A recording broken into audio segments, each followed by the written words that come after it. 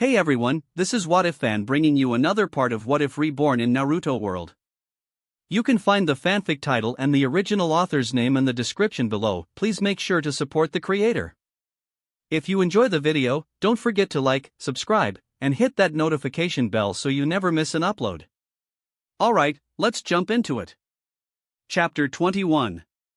Even with his eyes closed and not using his ocular abilities, Daiki could literally feel the gazes on him after he pulled his little punch and snatch. Even Kankuro at his side was outright gaping at him for a few seconds before buckling down and getting back to his own test. It took him a few more minutes into the test to realize something though. I need to wait a full hour for this to end, he grimaced. A total waste of time. That was time he could be using for training. Sure, there were quite a few people around that he knew as well. But he couldn't exactly talk to them to pass the time, seeing as it was an exam after all and no talking was allowed between people. Why did he think taking these exams instead of just accepting his promotion was a good thing? Resisting the urge to sigh, Daiki channeled chakra through his eyes and peered through his eyelids, idly letting his head loll back and forth as if bopping to a tune only he could hear. He was really just taking the time to examine everyone and see what they were up to. As it turned out, not a lot. Niji and Hinata he could see easily, had their Byakugan activated and were already copying answers down from someone else, possibly even from him. Sasuke had his Sharingan activated and it looked like he was copying the movements of a guy a few tables down from him. Gaara was using his Sand-Eye, which was interesting, but nothing Daiki could replicate himself. Honestly, the most interesting was probably Tenten. She'd somehow got a mirror onto the roof without anyone noticing and was manipulating it with ninja wire, hiding the wire in the flashes of light coming from the ceiling light bulbs above. Not only was she getting the answers for herself, she was manipulating the mirror for Lee to see up into as well. Lee was lucky Tenten was on his team, or he'd be up shit creek without a paddle like Naruto I. Just then, four small rock walls rose up around the area where Naruto was at, blocking him and the two beside him from view. It caused quite the commotion, and two of the Chunin proctors quickly smashed the walls apart, only to reveal Naruto, a massive grin on his face, and the two guys beside him, both unconscious. Daiki only managed to catch sight of two wisps of smoke and just barely thanks to his eyes behind the two unconscious examinees. And with no proof Naruto did it, they couldn't deduct points from him either. Huh, was that the Earth-style barrier jutsu I showed Sasuke? Daiki blinked. So Sasuke actually did teach it to Naruto. How the hell did he make four walls at once, he wondered for a moment. Shadow clones maybe? It was definitely shadow clones that knocked the two beside him out at the very least.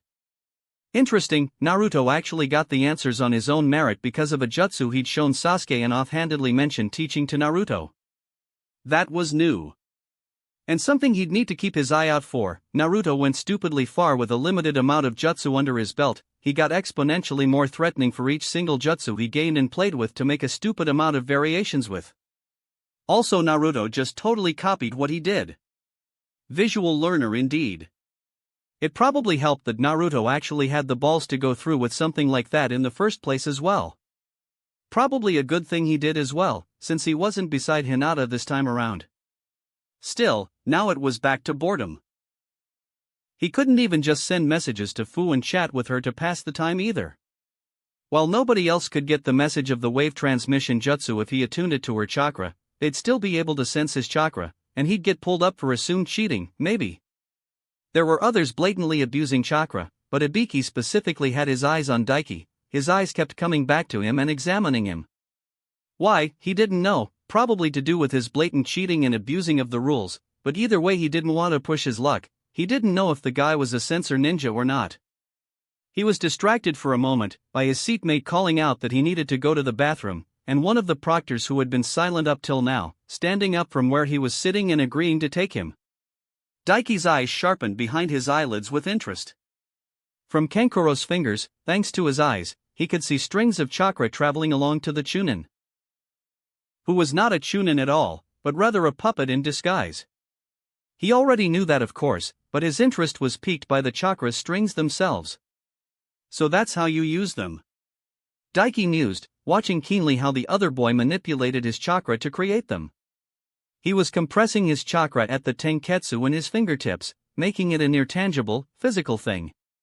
He could only see the strings thanks to his eyes, but now he had a very good idea on how they were created. Lowering one of his hands out of view, Daiki focused chakra at the tip of his index finger and decided to try and copy him. It took a few seconds, but compressing his chakra at the tenketsu and forcing it out was quite easy. His training with chakra flow and creating elemental chakra made it a cinch actually. A thin strand of chakra extended out of his fingertip and flopped around uselessly like a wet, slimy noodle dangling from a tree branch during a windy day. Well, he had the technique down at least. He just had to train with it to get proper control with it, that was all. He already had a good idea of how it worked by sticking to and controlling things as well. He assumed it was an application of the surface walking technique. "Alright maggots, pencils down." Ibiki called out thunderously. Bang on the second the clock at the front of the classroom hit 5. "Turn your test papers over, it's time for the 10th question." A wide, malicious grin spread across his face and he looked all around the room, making sure everyone's attention was on him. "Now, the 10th question has some special rules, very special rules," he said before pausing, letting a tense silence build up before continuing. "Simply speaking, you can choose to leave right now, but if you decide to stay and take the 10th question, if you get it wrong, you fail and so do your teammates. If you leave, your teammates have to go with you. It's all or nothing, especially since, if you fail the 10th question after deciding to stay, none of you will ever be allowed the chance to be promoted again." All around him, Daiki could see many lock up in shock, go wide-eyed and more, a variety of shocked and horrified expressions being directed at the man. "You can't do that," someone near the front spluttered, voicing his complaints. "Yeah, he's right. You're just a leaf ninja, you don't have the power," another agreed, and moments later, there was a chorus of shouting and agreement from others spread throughout the room. "Silence maggots!" Ibiki roared, killing intent flooding the room and shutting them up instantly. Daiki had to withhold a whistle. It was some pretty nasty killing intent the man had developed, though it didn't even come close to the mere presence Isabu gave off when he first met the Bijou. "Your little peanut brains might not understand, but I have all the power here. All your leaders agreed to this the second they sent you here. This is my exam, and if you talk back to me one more time, every person who opens their mouth gets automatically stamped in the face with a big fat F for failure." And they shut up real quick at that, not a single one willing to open their mouths after that. The tension in the air was heavy as shit. Daiki could even see one kunoichi trembling just in front of him. "I'm sorry," she exclaimed, pushing up to her feet and looking around, presumably for her teammates, "but I can't be stuck as a genin forever." "Fail!" Ibiki barked, "Now get out of here you trash." He jerked his thumb at the door, making the kunoichi and her two teammates trudge out sullenly. They were not the only ones. Bit by bit, over the period of a minute, more and more gave up and trudged out of the room like little bitches. Well, not many more will leave. After all, Naruto should be about to light a fire under their asses and get them motivated. More teens got up and left. The seconds ticked by. Naruto didn't speak up. In fact, a quick glance back at the blonde let Daiki see that the blonde was smirking smugly, arms crossed, completely immune to the oppressive atmosphere within the air. Naruto's not speaking up. Daiki's eyes went wide. Why? No wait, was it because of him? Naruto got all his answers this time around, thanks to the jutsu Sasuke got from Daiki himself and Daiki telling Naruto to cheat and working as an example for him to learn from. That meant... His eyes flickered to a few tables behind Naruto, where Sakura sat. The cute pink-haired girl was trembling, face pale, her eyes locked onto the back of Naruto himself. He pushed chakra into his eyes and focused on her, always acting like a fool who only knows one thing. Hokage, Hokage you always go on about. I'm sorry Naruto, that impossible dream of yours that means so much to you, I don't want to see it crushed. Her thoughts echoed through to his mind and Daiki grimaced. Both Sasuke and Naruto were in front of her, so they couldn't see her either. She was totally dead set on giving up, though not for herself, or even Sasuke, but for Naruto, to protect his dream. His respect for the girl went up a notch. She was looking like a real 4 out of 10 now. But if he didn't do something, she was going to get them all disqualified. For a moment, the thought went through to let her. If they weren't in the examens, Orochimaru couldn't mark Sasuke. Only then he realized that nothing stopped him from just following Sasuke to his house and doing it then. He was already in the village. And if they didn't go through with this, they wouldn't get the training they did in the month leading up to the final round. They'd be vastly weaker. Daiki himself would probably have to deal with Gaara. If that happened, there was literally nothing he could do to help out proper during the crush to avoid the Sandaime dying. Not unless he full-on wanted to reveal everything in his hat and go full Isabu Bijou mode and wreck shit. And even then, it would make Naruto and Sasuke weaker overall for later, when shit really hit the fan. Fucking hell, such a little thing could cause so many damn ripples. Daiki ground his teeth for a moment, before sighing and deciding to intervene himself. He placed his hand down out of view and concentrated, a rippling wave of chakra leaving his palm and spreading back through the room just as Sakura's arm began to raise. Calm down, Sakura, it's a test, trust me, don't go giving up, you're better than that, he transmitted through the wave transmission jutsu. Sakura froze a split second later, eyes widening minutely before her head whipped from Naruto's back to look at him. She stared at him and he gave her a smirk, before winking and turning around. Daiki. You're speaking in my head? Sakura's inner thoughts reached him. It's a jutsu I picked up and costs a lot of chakra, so just listen, okay? He transmitted. Are you sure? She fretted. Don't worry, that nice and perky round ass of yours, Ibiki is talking shit, he doesn't have the power he's claiming he does, he's testing everyone's mettle here, basically, if you can't put your rank, a little thing like that on the line as a ninja, then you aren't qualified to be one, he told her. I see, wait, the hell do you mean perky round ass, you pervert, she spluttered. His smirk grew and he glanced over his shoulder at her. Well, it's a nice ass and those spandex shorts you like to wear show it off pretty well, he transmitted once more, before cutting off his line to her thoughts. Her cheeks went as pink as her hair and those green eyes of hers glared at him. He turned back around and ignored her glare. Heh, worth it.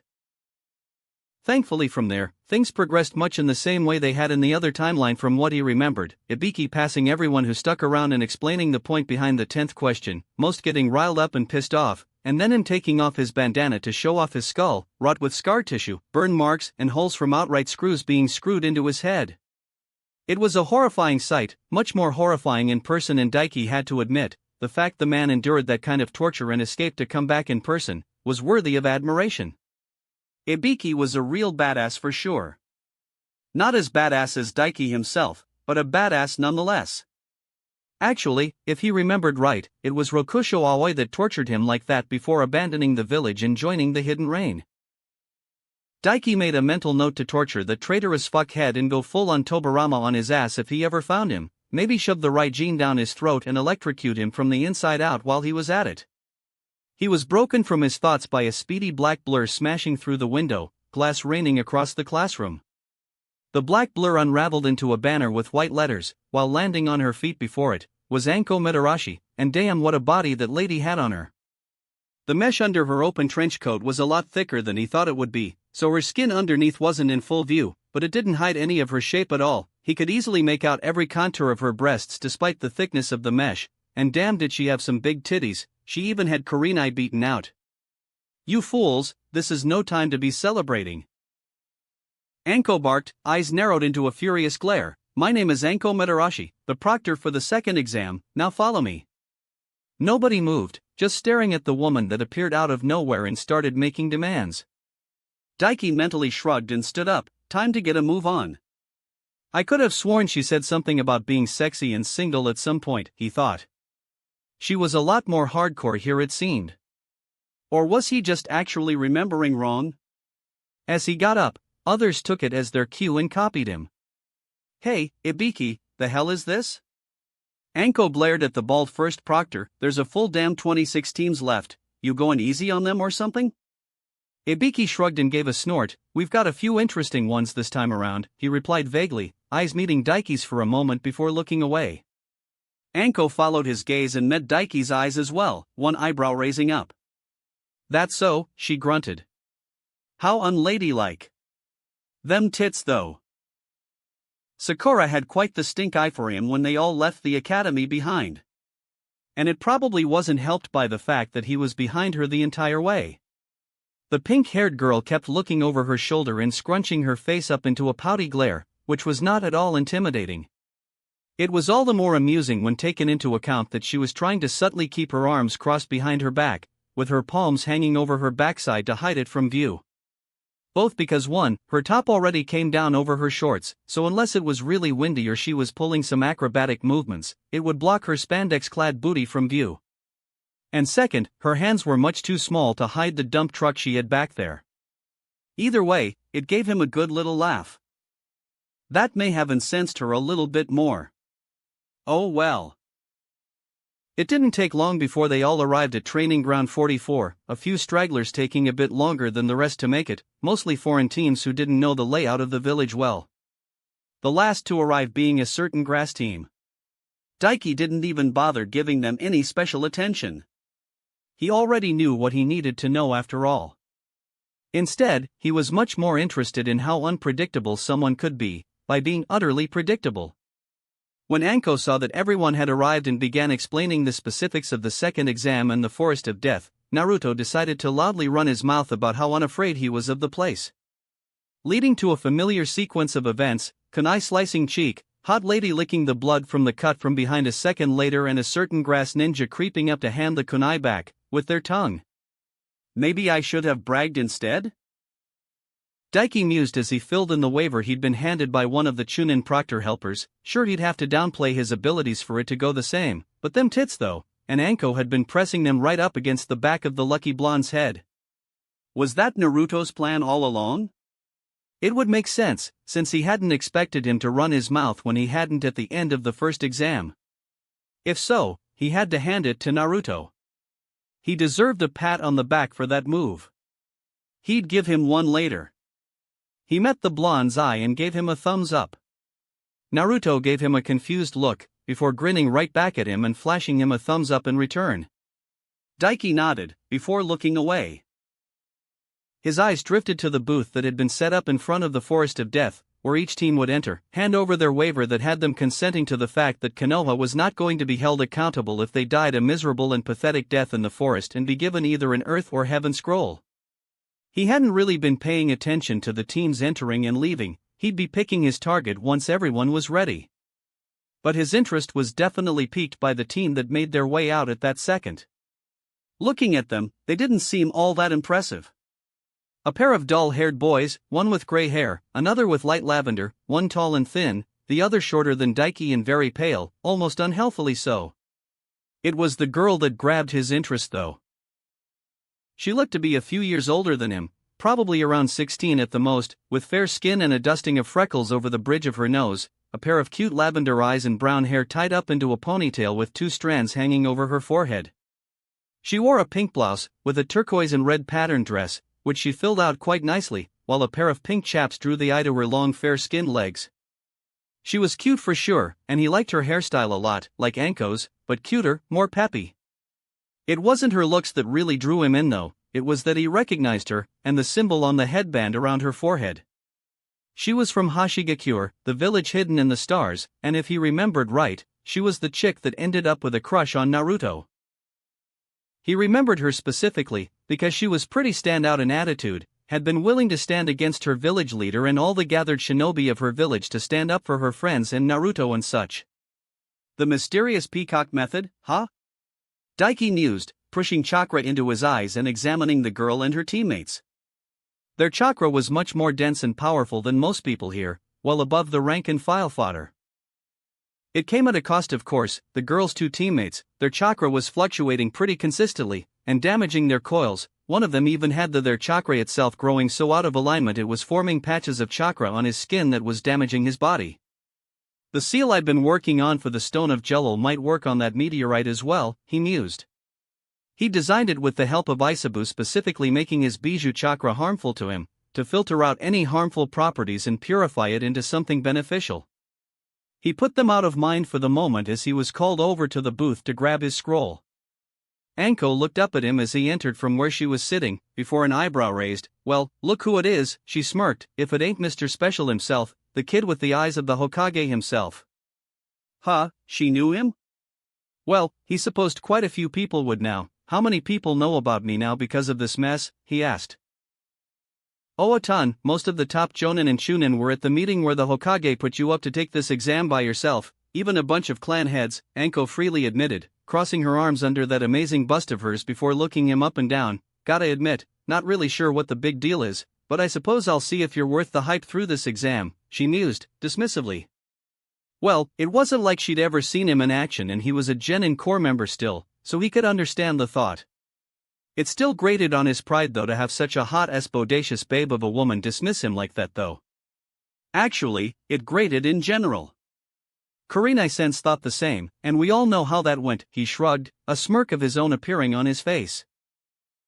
Anko blinked before she snorted, not really, that bitch has been right tight-lipped about what went down when she tested you, she pretty much just keeps repeating the same thing, that you're definitely good enough. The purple-haired beauty shook her head. Honestly, the way she's acting, it's just like how she did when she got drunk stupid and let some idiot talk her into their bed.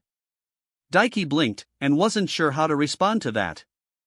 Oh, you've got to be kidding, Anko face-palmed and groaned. Apparently that reaction of his was enough for her to infer enough. That stupid slut fucked you, didn't she? Wow, that was a lot of vitriol there. Weren't they supposed to be close friends or something, or was he misremembering something? I mean, she told me not to tell anyone, but yeah, Daiki shrugged, unable to stop the smirk on his face from growing with pride. I wasn't interested in her little test for me at all, she was nothing to me. She got all huffy when I did though and decided to bet her body against me in her little test because she caught me checking her out, and I kicked her ass and had some fun with her. Since Anko already guessed, he didn't see any point in hiding it. The former apprentice of the snake Sannin burst out laughing. Well, that's amazing, she guffawed, leaning over and slapping her knee in pure amusement. This is the best thing I've heard in ages. She's been acting all haughty since she got promoted to full jonin and here she is getting fucked by some genin kid.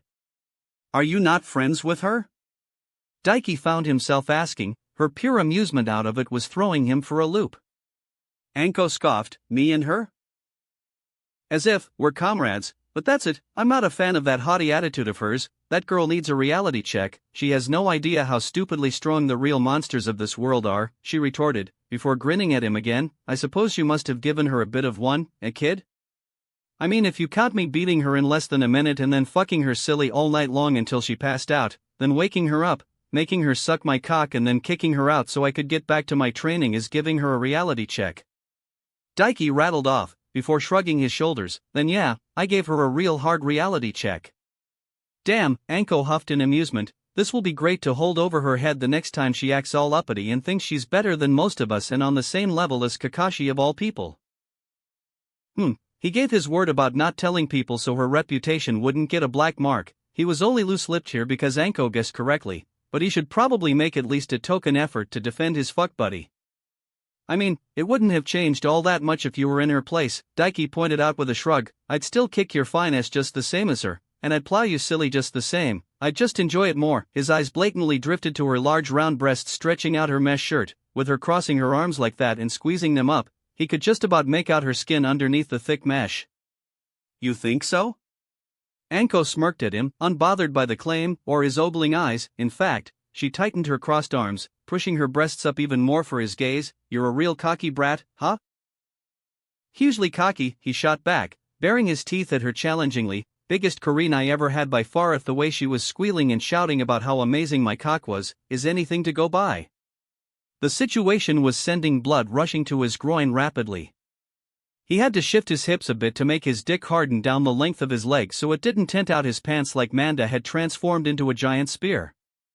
Must be pretty big then if that slut says so, going by how many guys she's fucked. Anko shrugged and stood up, before blatantly reaching forward and cupping his crotch, whistling as she got a feel for what he was packing. Well, you're not lying at all, huh kid, pretty damn impressive.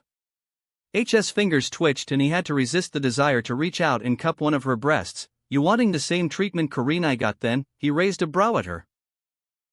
Nah, I'm good, Anko shrugged, and just as suddenly, her hand was gone from his dick and she held a white-colored scroll up for him to take. I'll take your word for it, if you can give that haughty genjutsu bitch the fucking of her life. I don't doubt you could for me as well, seeing as I'm a virgin and all and have no experience in that department, but I'm not interested. Waiver please. A shit-eating grin appeared on the woman's face. Daiki just stared at her. There was a lot to unpack there. For one, what a fucking tease. For two, Anko was a virgin. Going around dressed like that. Woodenly, he handed the waiver over to her and accepted the heaven scroll. What am I supposed to do with this? He deadpanned, gesturing to his crotch. Not my problem, kid. You should get a handle on your hormones, Anko shrugged. If it bothers you so much, just find a kunoichi in the forest and have your way with her, though keep it to the foreign ones, eh? That girl that left with her team before you, the star girl, she was pretty cute. Why not hunt her down and grab her? If you can beat a Jonin, Kurenai or not, you should have no problem taking her and her team down. Did she just tell him to go rate foreign kunoichi to get his rocks off? He left the booth a minute later, his heaven scroll stored in his Dimension Force seal in a bit of a daze. He'd almost forgotten since returning with Isabu. Just how brutal a world this was. Chapter 22. Despite the horny days Anko left him in, it didn't stop Daiki from scouring the gathered genin ready and waiting to take the exam with his eyes. And it didn't take him long to pick out his target. Not the star team though. No, rather, he found an IWA team, comprising of 3 males, all older than him, each uniformed in states of red dress a lot like the upper rank outfits that typical IWA chunin and jonin tended to wear. The red drew his eyes like a bull and his horniness was forgotten, his crimson iris gleaming. They'll do, he grinned savagely. Especially since he could see they had an earth scroll. Perfect, not only could he blow off some steam by slaughtering those damn rock humpers, he could test out a little something he wanted to try out and get what he needed to pass the exam at the same time. It was a win-win-win for everybody. And by that, he meant him, and not them, because those fuckers didn't deserve to win anything. They were losers after all. Minutes later, they were directed to the gates around the training ground. Daiki made sure to get one right next to the IWA team. And kept his eyes straight forward and set. And not long later, Anko announced the beginning of the exam, and every single team shot through the gates. They each had 5 days to pass the exam. Daiki wouldn't even need 2 hours. He turned and looked to his right in the direction of where the gate the IWA team entered through, and easily found them with his eyes. With the sheer range on his gaze, he could see the entirety of the forest for the most part just by sweeping his gaze. If he had the 360-degree vision of the Byakugan as well, he could monitor the entire forest with his eyes literally closed. The tree branch he'd landed on after entering the forest splintered and fell apart as he took off with a body flicker, grin stretching his cheeks as he chased his prey. As he traveled, Daiki focused chakra into his eyes, and a shimmering red dust formed around him spreading out from his iris, before rapidly submerging into his body. He completely hid his chakra signature. Now, not even a sensor ninja would be able to sense his chakra even if he was right behind them. It didn't take him long to catch up to his targets. They weren't on the move long for all after all. As soon as they had traveled far enough to reach a small clearing, they quickly jumped to the ground and formed a barrier of stone up over them, hiding them from view and protecting them at the same time, almost like a shell. Too bad for them, the Shinkigan could see right through any solid object with ease. And as long as he could see something with his eyes, he could also hear anything within that sight. So what's the plan, Haruto? One of them asked. He was among 2 that were kneeled down looking to one of them specifically, the one who was taking the lead specifically.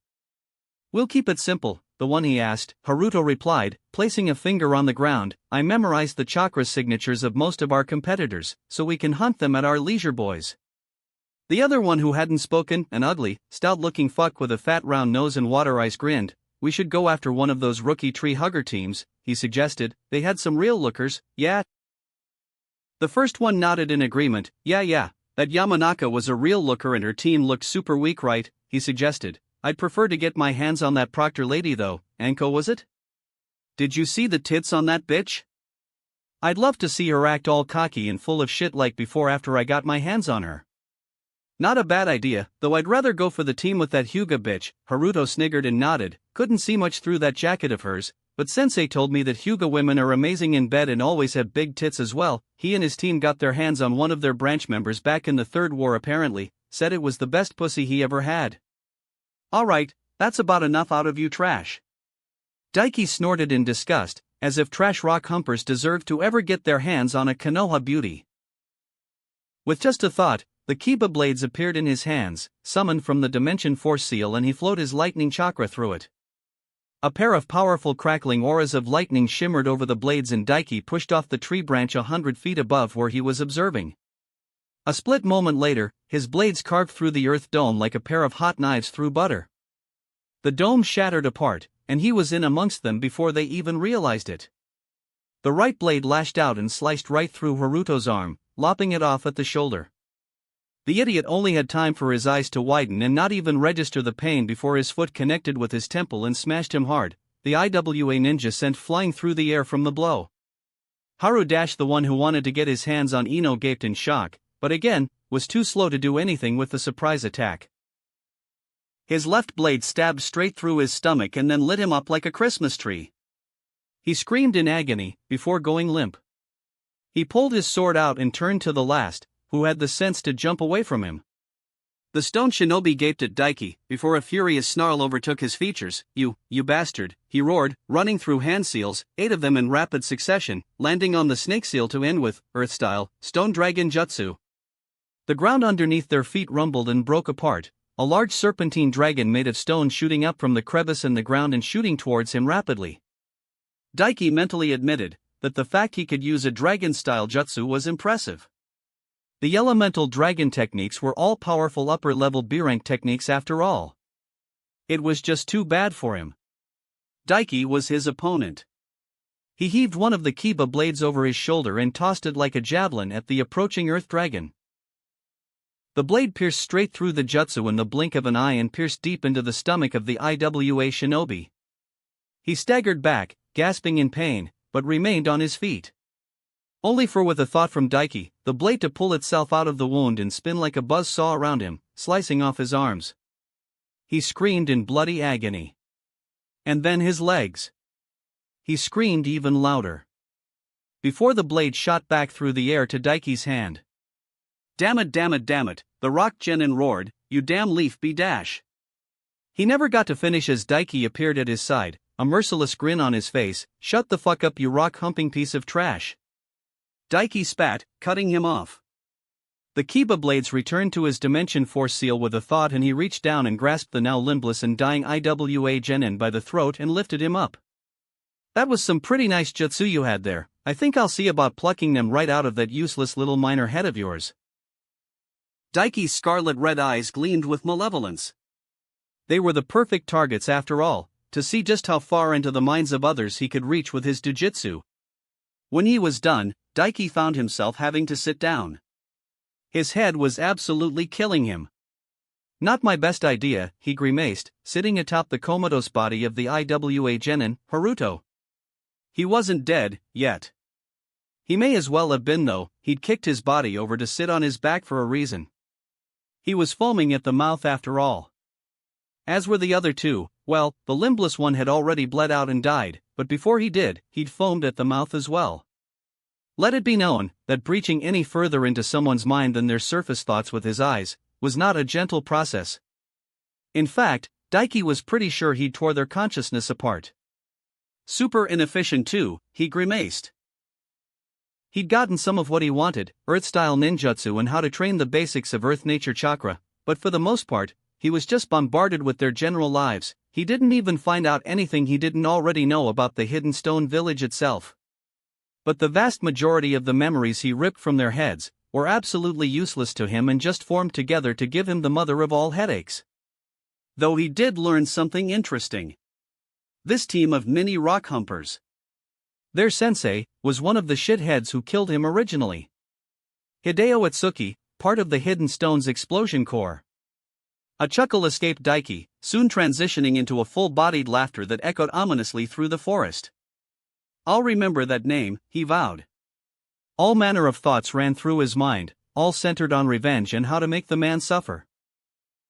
It was almost too bad this rock humper team was a full team of males. If there was a kunoichi amongst them, he might have taken Anko up on her advice. Well, no point hanging around here. Daiki grimaced, standing up and ignoring his headache.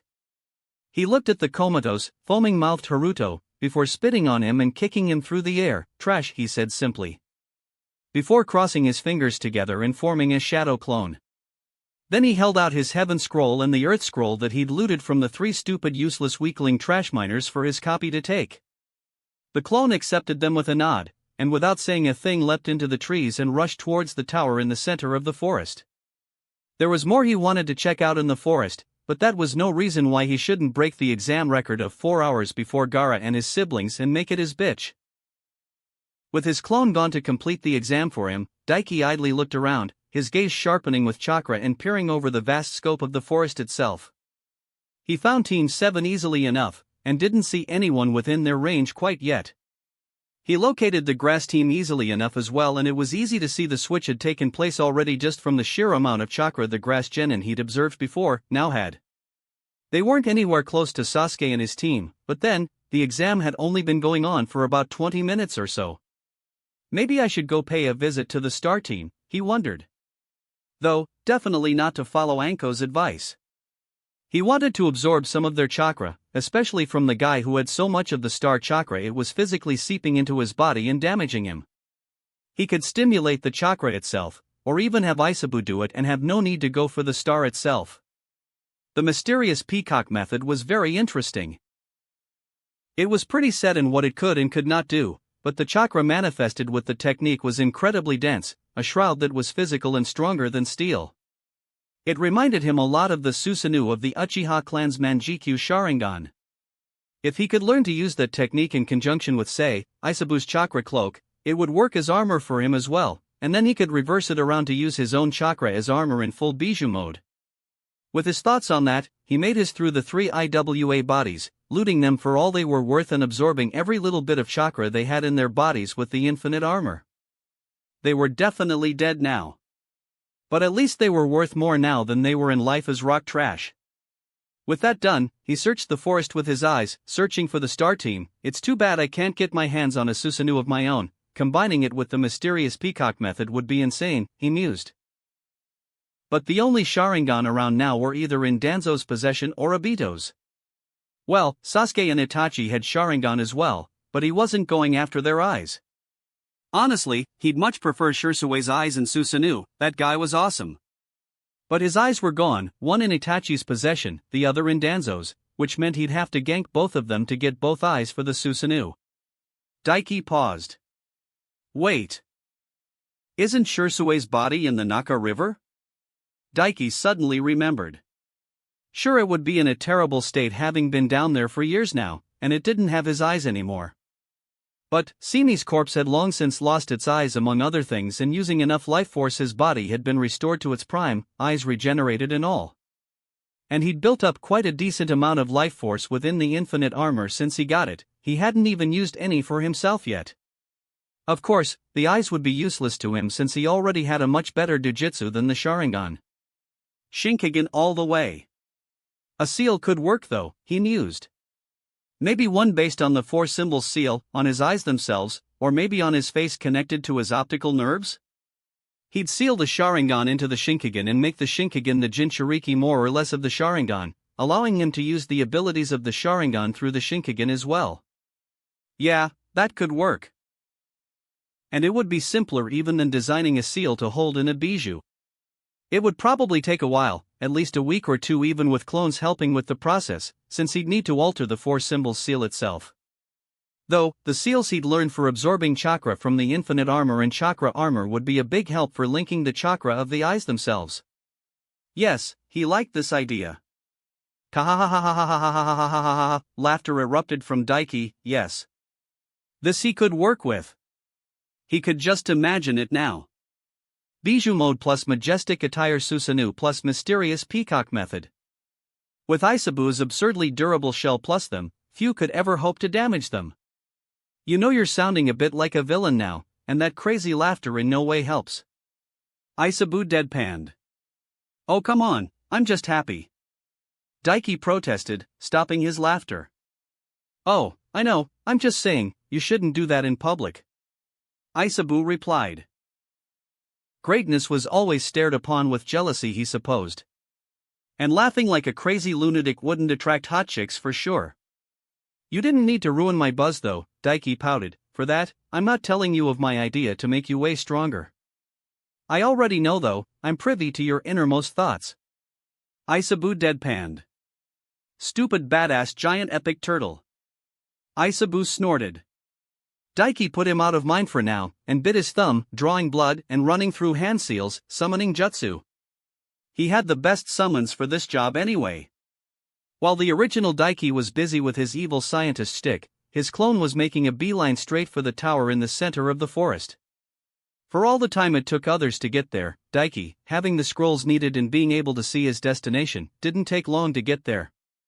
And long before anyone else at that. He entered one of the many doors of the tower, closing the door behind him and finding himself in a wide-open spacious room, 2 doors on each side of the opposite wall, while in the middle a message sat on the wall. Without heaven. It was a fragmented message, and a hint for anyone who made it this far with both scrolls, to open them now. As he unrolled the scrolls and idly glanced at the seals engraved in them, before tossing them on the floor, Daiki idly wondered who would be coming to see him to congratulate him on passing. There was a poof of smoke as the summoning matrix activated. He wasn't at all expecting the one who appeared though. A familiar elderly man, liver spots on his face, adorned with red and white robes and a kick-ass pointy hat. "Ah, Daiki-kun," the Sandaime greeted him with a smile. "I expected you to reach here first, I know, but not this quickly. 38 minutes since the exam started. I have to admit, I am impressed." For a moment, Daiki just stared at the old man before sighing and shrugging. "Not really, I could have finished this in less than 10 minutes if I really wanted to," he admitted. He'd taken it kind of leisurely really. If he wanted to, he could have stolen another scroll from Anko and just made a beeline here. "Is that so?" the Hokage hummed lightly. "Well, be that as it may, you absolutely crushed the previous record of 4 hours by a landslide. Your name will go down in the history of the Chunin exams, I dare say." "Huh, sweet. Cool," he grinned lightly. "So, can I ask why you appeared, Hokage-sama?" "It is tradition for me to congratulate the first ones to pass the exam," the Sandaime answered easily before lightly clicking his tongue. "Actually, Daiki-kun, I dare say after what we've talked about in the past, that it's fine for you to drop the formality with me, right? I'd much prefer you to be comfortable around me." Daiki raised an eyebrow at the man, before shrugging. "Sure, whatever you say, old man," he replied. In response, Sarutobi chuckled, and if Daiki's ears weren't deceiving him, he heard fondness in his tone. "Ah, there's the real you," he noted, brash and straightforward, like Naruto-kun in that regard. "Nah, I'm way cooler than Naruto," Daiki crossed his arms and retorted. "I have an epic turtle, he has a fox with bunny ears." Sarutobi raised a white eyebrow at him at his words, but didn't comment. "I have actually been meaning to ask, how has your situation with your new tenant going?" the old man asked. "Awesomely," Daiki responded. "Sanbro is the best. He even taught me a bunch of water jutsu that his old host, Yugura, knew." "Sanbro," the Sandaime's second eyebrow raised and he chuckled as Daiki shrugged. "Oh dearly departed father, I didn't think it could get worse. Can we go back to Isobro instead?"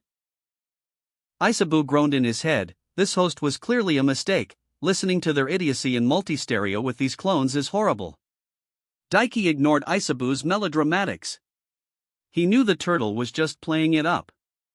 "But yeah, it's going fine, you don't need to worry about it," Daiki added. "Forgive me, an old man worries sometimes despite evidence pointing to no need of it. You are in a bit of an odd situation. There's never been a Jinchuriki like you to my knowledge," the old man apologized. "But enough of that, I'll take your word for it. There is something I wish to ask of you, here and now." Daiki forced the grimace that wanted to surface on his face down. "And that would be?"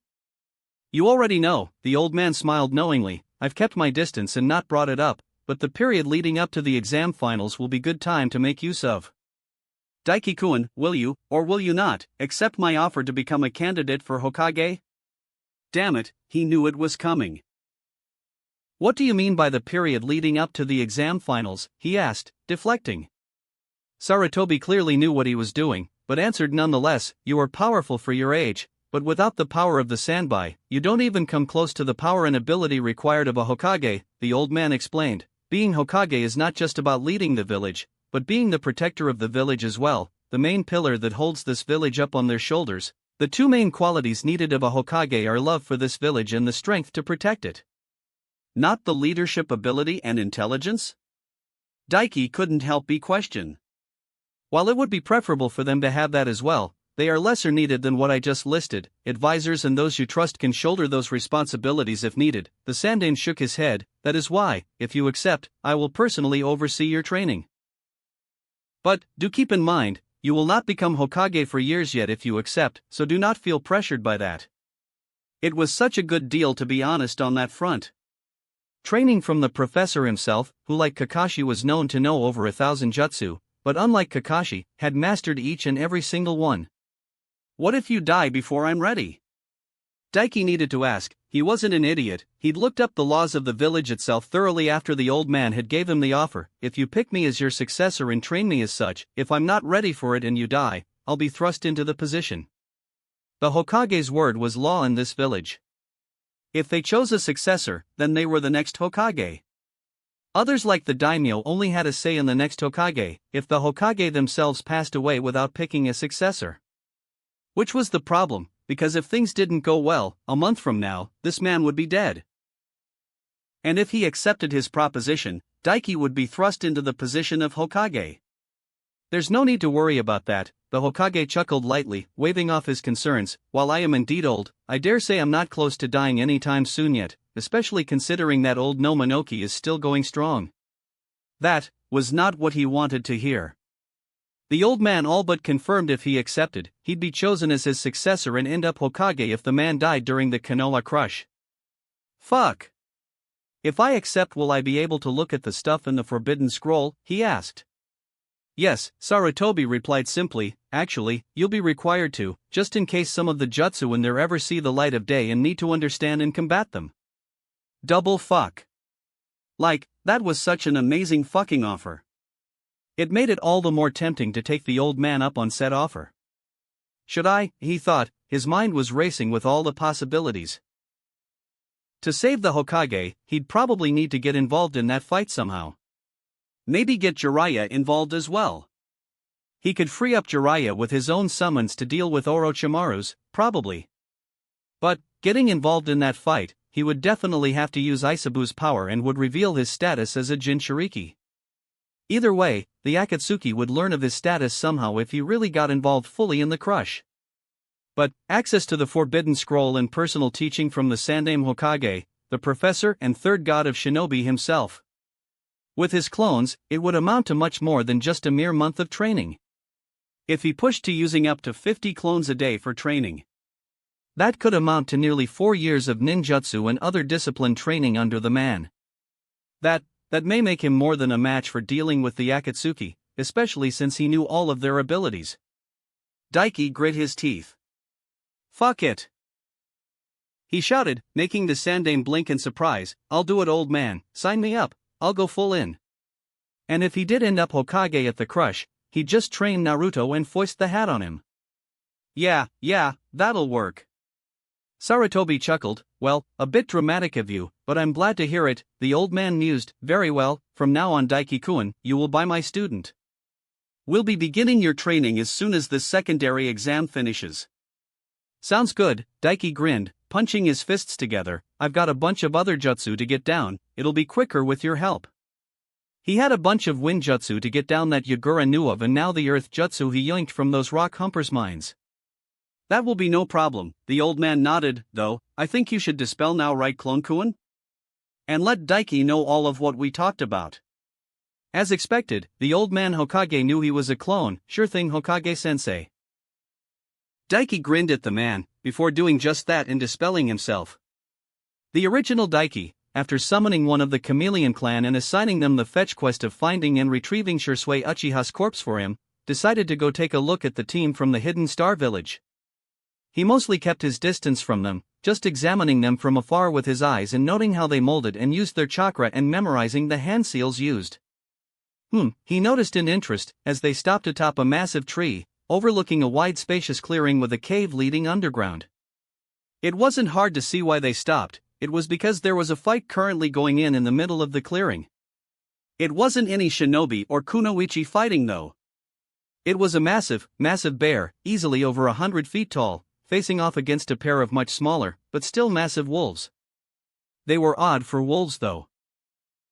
Easily 50 feet or so tall, with blue-gray and white fur, and black lion-like manes around their necks. Though, one of them had an extra bit to their mane that came up over their head like a spiky black mohawk.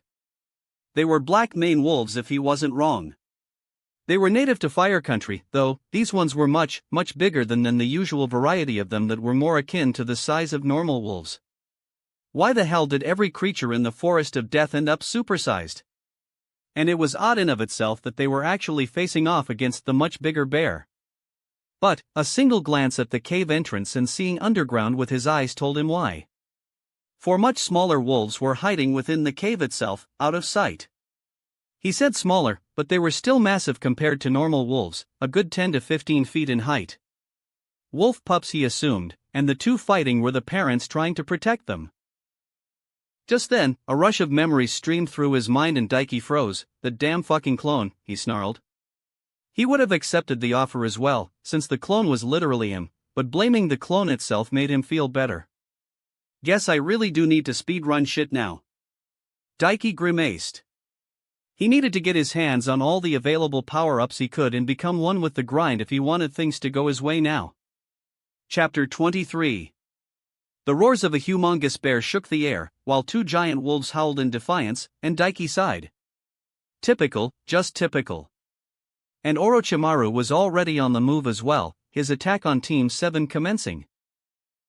Daiki watched idly as thousands of feet away, Naruto was blown away from his teammates by a massively powerful squall of wind, sent spiraling through the air, deeper into the forest, and was promptly swallowed by a gargantuan snake that would loom over even the 100-foot bear facing off against the two giant black-maned wolves. Why did the snake summons have so many huge-ass boss-sized members? Daiki shook his head and put Team 7 out of mind for now. Orochimaru wasn't going to kill them, and he had a little bit of time anyway. His eyes drifted to the fight going on between three giant forest beasts. The male of the pair rushed the bear from the front, going for its neck, only for the bear to rear up on his hind legs, towering far above the wolf and slamming a razor-clawed paw into its cheek that bodily lifted the huge wolf up off the ground and smashed it through a massive tree that was easily 1,000 feet tall.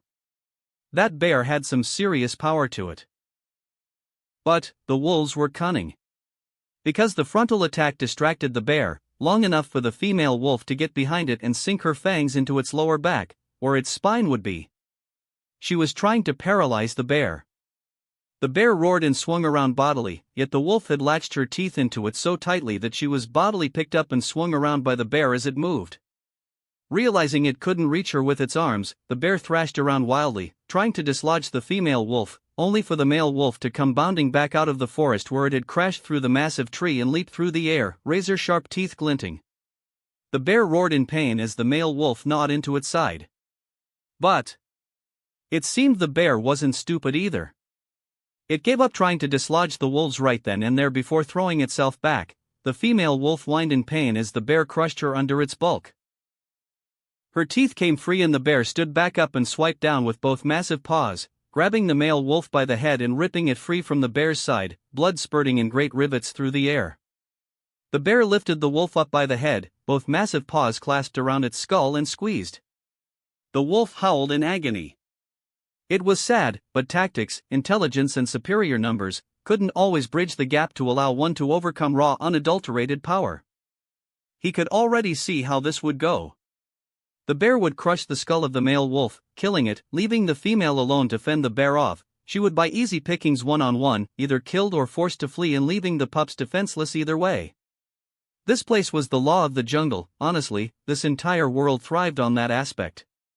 It was just how the world worked. Daiki had long since accepted that, and become part of the cycle. It was a dog-eat-dog world. Yet he found himself leaping through the air powered by a shunshin all the same. He always was a dog lover.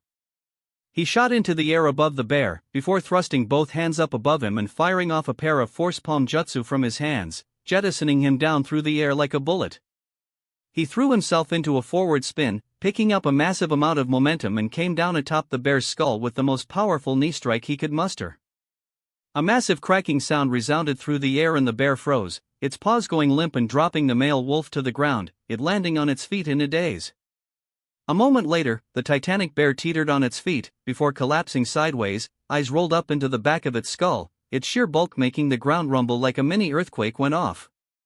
Standing atop the comatose, or possibly dead bear, Daiki met the eyes of the giant male wolf that stared at him wide-eyed, shocked.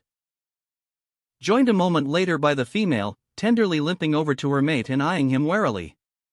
"You're welcome," Daiki told them dryly, eyes glancing up into the tree line where the star team stared down at him absolutely wide-eyed. They promptly turned tail and fled. Daiki made a shadow clone. The clone immediately shot off into the tree line after them. Daiki eyed the pair of wolves, before sitting down on the bear's head cross-legged. Now that he looked at them, these wolves were kind of cool looking. When their pups grew up, they'd be a pack of 6 huge wolves of this size. Pulling a Kakashi and training these things to be Ninken, that would be a hell of a power move. Especially since with their immense size, they'd be much more combat-able, and Pakken took on Jonin and shit in the other timeline. He didn't really need them for himself. But they could be a good gift for somebody and be a big help to him later through them becoming stronger. Who did he know that needed and wanted a summoning contract? Sasuke wouldn't need them, even if he didn't go to Orochimaru, he'd get his hands on the Hawk contract no doubt somehow, and the Uchiha had access to the Cat contract as well. Hanabi already had her tiger, though he made a mental note to hunt down some more for her, get her a whole pack of M. Hinata then? Or maybe Ten-Ten? Yeah, Ten-Ten wanted a contract, didn't she? Heck, he could probably pass the training of them on to her as well, since she had Guy as her sensei, and he'd be able to bug Kakashi into telling her how to train them into Ninken. Hey, Daiki spoke up, making the wolves tense up at his voice. It was kind of amusing. He held his hand up, and brought out one of the blank summoning contracts he'd made through clone labor. You know, I saved you guys here and now, but there's a bunch of these bears in this forest. What'll happen to you guys if you come across another one, I wonder? He almost felt like a skeevy car salesman. While the original Daiki was making a deal, his clone was in hot pursuit of the star team. Well, he said pursuit, but they were much slower than him. So he sped right past them, getting in front of them and cutting them off. Hello again. Daiki greeted them with a smile as they froze atop a branch before the one he was currently on, arms crossed and casually leaning against the middle of the tree. How did Dash, the cute girl of the team, Hokuto if he remembered her name right, froze and stared wide-eyed at him. I'm just that much faster than you guys. His smile turned into a grin. So you guys are from Hashigakure, huh? We are. The short purple-haired boy he remembered Naruto meeting is well confirmed. And you are Daiki Uriai, right? He asked, hesitantly. Oh, you know of me? Daiki's eyebrow raised in interest.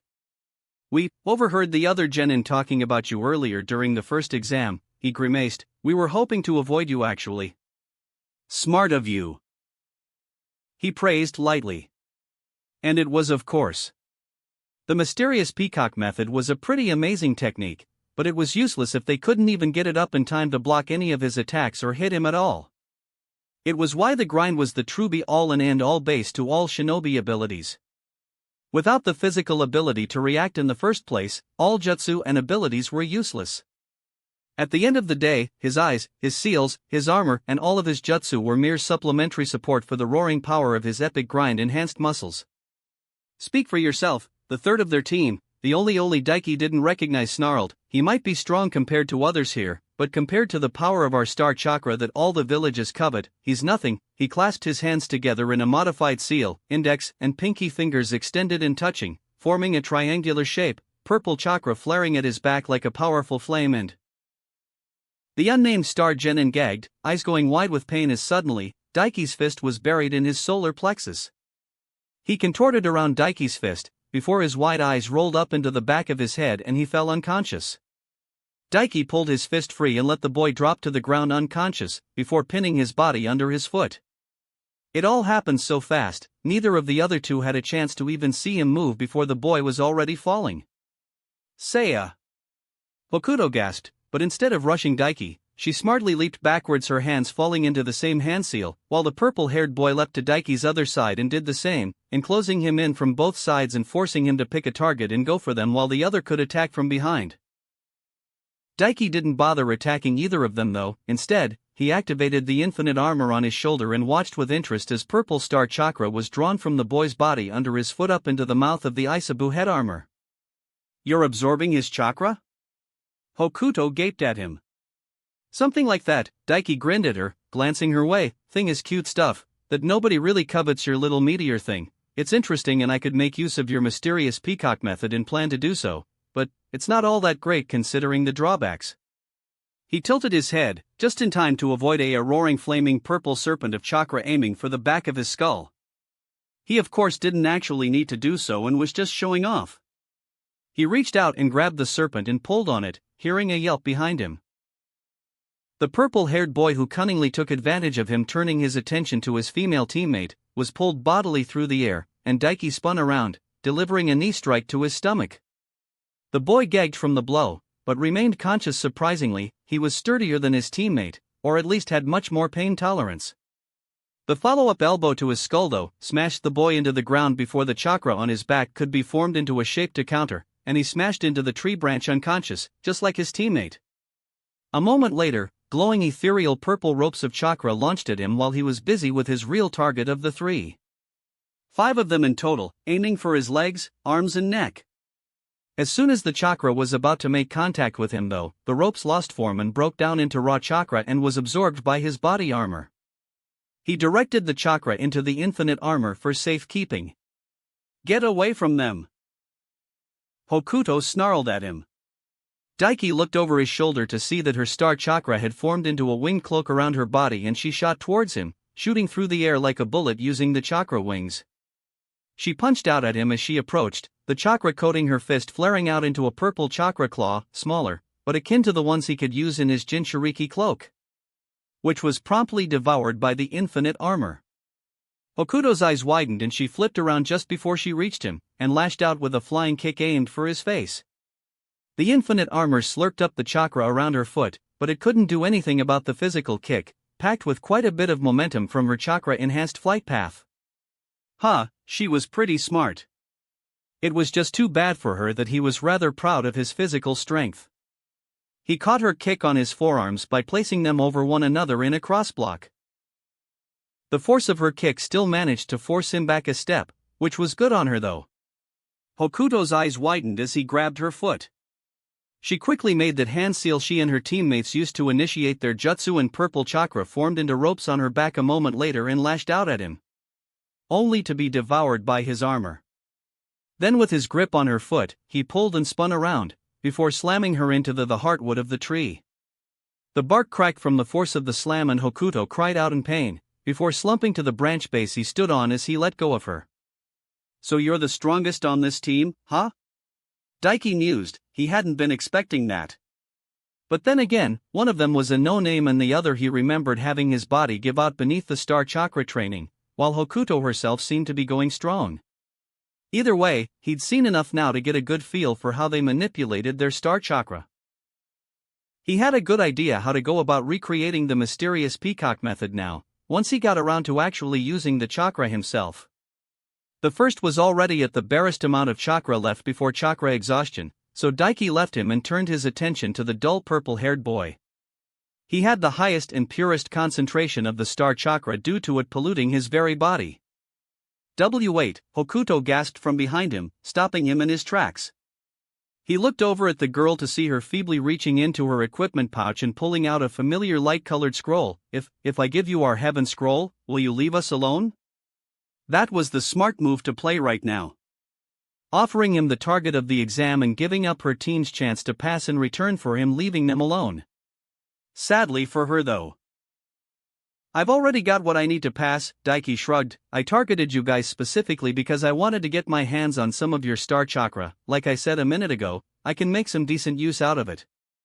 But don't worry, I'm not gonna kill you guys or anything like that. Honestly, you should be thanking me." Hokuto gaped at him. "Thank you, for attacking us?" "More or less, but more on the side of me saving your teammate's life." Daiki grinned at her and reached down, grabbing the purple-haired boy by the collar of his jacket and lifting him up. "After all, that special training you guys do around your little meteorite back in your village? It's killing you guys," he revealed, before reaching over with his other hand and pulling up the boy's jacket to reveal his lightly muscled, yet rather thin torso, and the deep, purple glowing flame-like markings spread all over his stomach and chest. "What is that?" The older girl went wide-eyed, before biting her lip, coming to a realization herself. "Is that star chakra?" "It is, isn't it? I can feel it. There's a reason your third Hashikage banned the star training in your village, you know," Daiki helpfully informed. "It makes your chakra much stronger and grow rapidly, but, in the process, most of you going through the training will die. These markings on his body? It's chakra poisoning, specifically, a poison known as radiation. The effects of the star seep out of your chakra network into your body and attack your organs, cells, and such. Even on the 1 in 1,000 chance you survive the training, your lifespan will be drastically cut short and you could die at any time. Hokuto stared at him for a moment, before swallowing heavily. If it's like that, then why do you want our chakra for yourself? She questioned. She was probably looking for any fallacy in his words, a way to deny his words. He couldn't exactly blame her. After all, he was basically telling her that their current village leader was putting them through training that would kill most of them. Because I'm amazing, Daiki shrugged, I've developed a special little seal that will filter out the radiation poisoning from the star chakra, purifying it and making it safe for me alone to use. That? Hokuto bit her lip, shaking her head. How do you know all this? Why did you make a seal like that for our star chakra? How long have you been planning this? Again Daiki shrugged. Actually, the seal was made for something else. You guys just popped onto my radar when I saw you were here, nothing more, nothing less, he replied. As for how I know all this? Information is power, and let's just say that I've got some very useful spies that report to me all manner of things like this. This isn't fair at all. Hokuto sighed in defeat, slumping against the branch, a bemused smile splaying across her face. Life isn't fair. Daiki shrugged and proceeded to drain the chakra from the boy in his grip. He drained the boy right to the point before chakra exhaustion, and he watched as the glowing purple markings from the chakra spreading out through his body faded away, before letting the boy go and letting him slump to the tree branch again. Clearly, she groaned, what am I even supposed to do with this? How should I know? Daiki raised an eyebrow. It's not really my place to help you. Hokuto grimaced at his words, before gritting her teeth and forcing herself up on shaky feet. That seal you have, would it be possible to trade for it? She asked. Daiki paused. Now there was a thought. He really only planned on using it for himself, but it could be very useful to have Hashigakure indebted to him. They didn't really have anything of worth beyond the star itself though. And if she brought up what he revealed to her, to the people of her village, especially that stand in Hashikage fuck, she'd most likely be branded a traitor to her village. But, if it went that way, he could work with that as well. A whole minor village able to use the mysterious peacock method freely, would be very nice to have to help later on. But, a single kunoichi amped by the full star itself, who was indebted to him, might be even nicer. How about I give you the seal, and you can show off how it works back at your village? Daiki mused, if your village is interested, they can get in contact with Konoha and we'll work out a trade deal. Hokuto blinked. You'd do that? She asked, surprised. Daiki shrugged. Think of it as a little bit of repayment for me getting rough with you guys and taking your chakra, he replied, rather gracefully if he did say so himself. Okay, the older girl nodded, before smiling brightly. So then, how do we do this? Daiki resisted the urge to smirk. It'll have to go on your torso, so you'll have to take your top and any underwear you're wearing there off, he replied. Hokuto's pretty indigo eyes went wide and her cheeks flaming red. Oh, she uttered, surprised. There was a smile on the original Daiki's face as he left the newly formed Black Mane Wolf summoning clan to enjoy their massive bear meal together. It was surprisingly easy to get them to agree to the summoning contract, and now they would become much stronger and smarter in the future because of it, and that wasn't taking into account them possibly getting Ninken training in the future. Now, he found himself playing spectator to Sasuke vs Orochimaru. Naruto had already returned, saved them and got his ass beat and was currently hanging like a rubbish bag pinned to a tree. He blinked, a rush of memories going through his mind suddenly, and he groaned, palming his face as blood rushed south. He could see in his mind's eye, Hokuto, the cute older brown-haired girl, topless, fair-skinned, round perky breasts a bit larger than a handful, capped with rosy little nipples, how they felt in his hands as he moved them to apply the chakra filter seal correctly, and the taste of her lips as he stole a cheeky little kiss from her once he finished applying the seal. Fucking clones. Well, at least he had quite a decent amount of star chakra to start with now, and he could definitely understand what his clone planned and passed on to him. But he put that out of mind for now, and focused on the fight going on. It was dwindling to an end now. He watched as Sasuke bound Orochimaru to a massive tree with shuriken and ninja wire held between his teeth and ran through a few hand seals. This was it. In less than a minute, Orochimaru would give Sasuke the cursed seal. Such a useful thing that he had no chance of recreating on his own, not without Yugo's DNA.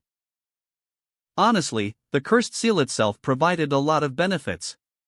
Not only did it automatically draw in natural energy, allowing it to be passively collected and would allow someone to basically stay in Sage mode as long as it was active, it also bestowed upon the user a Sage transformation like Yugo's.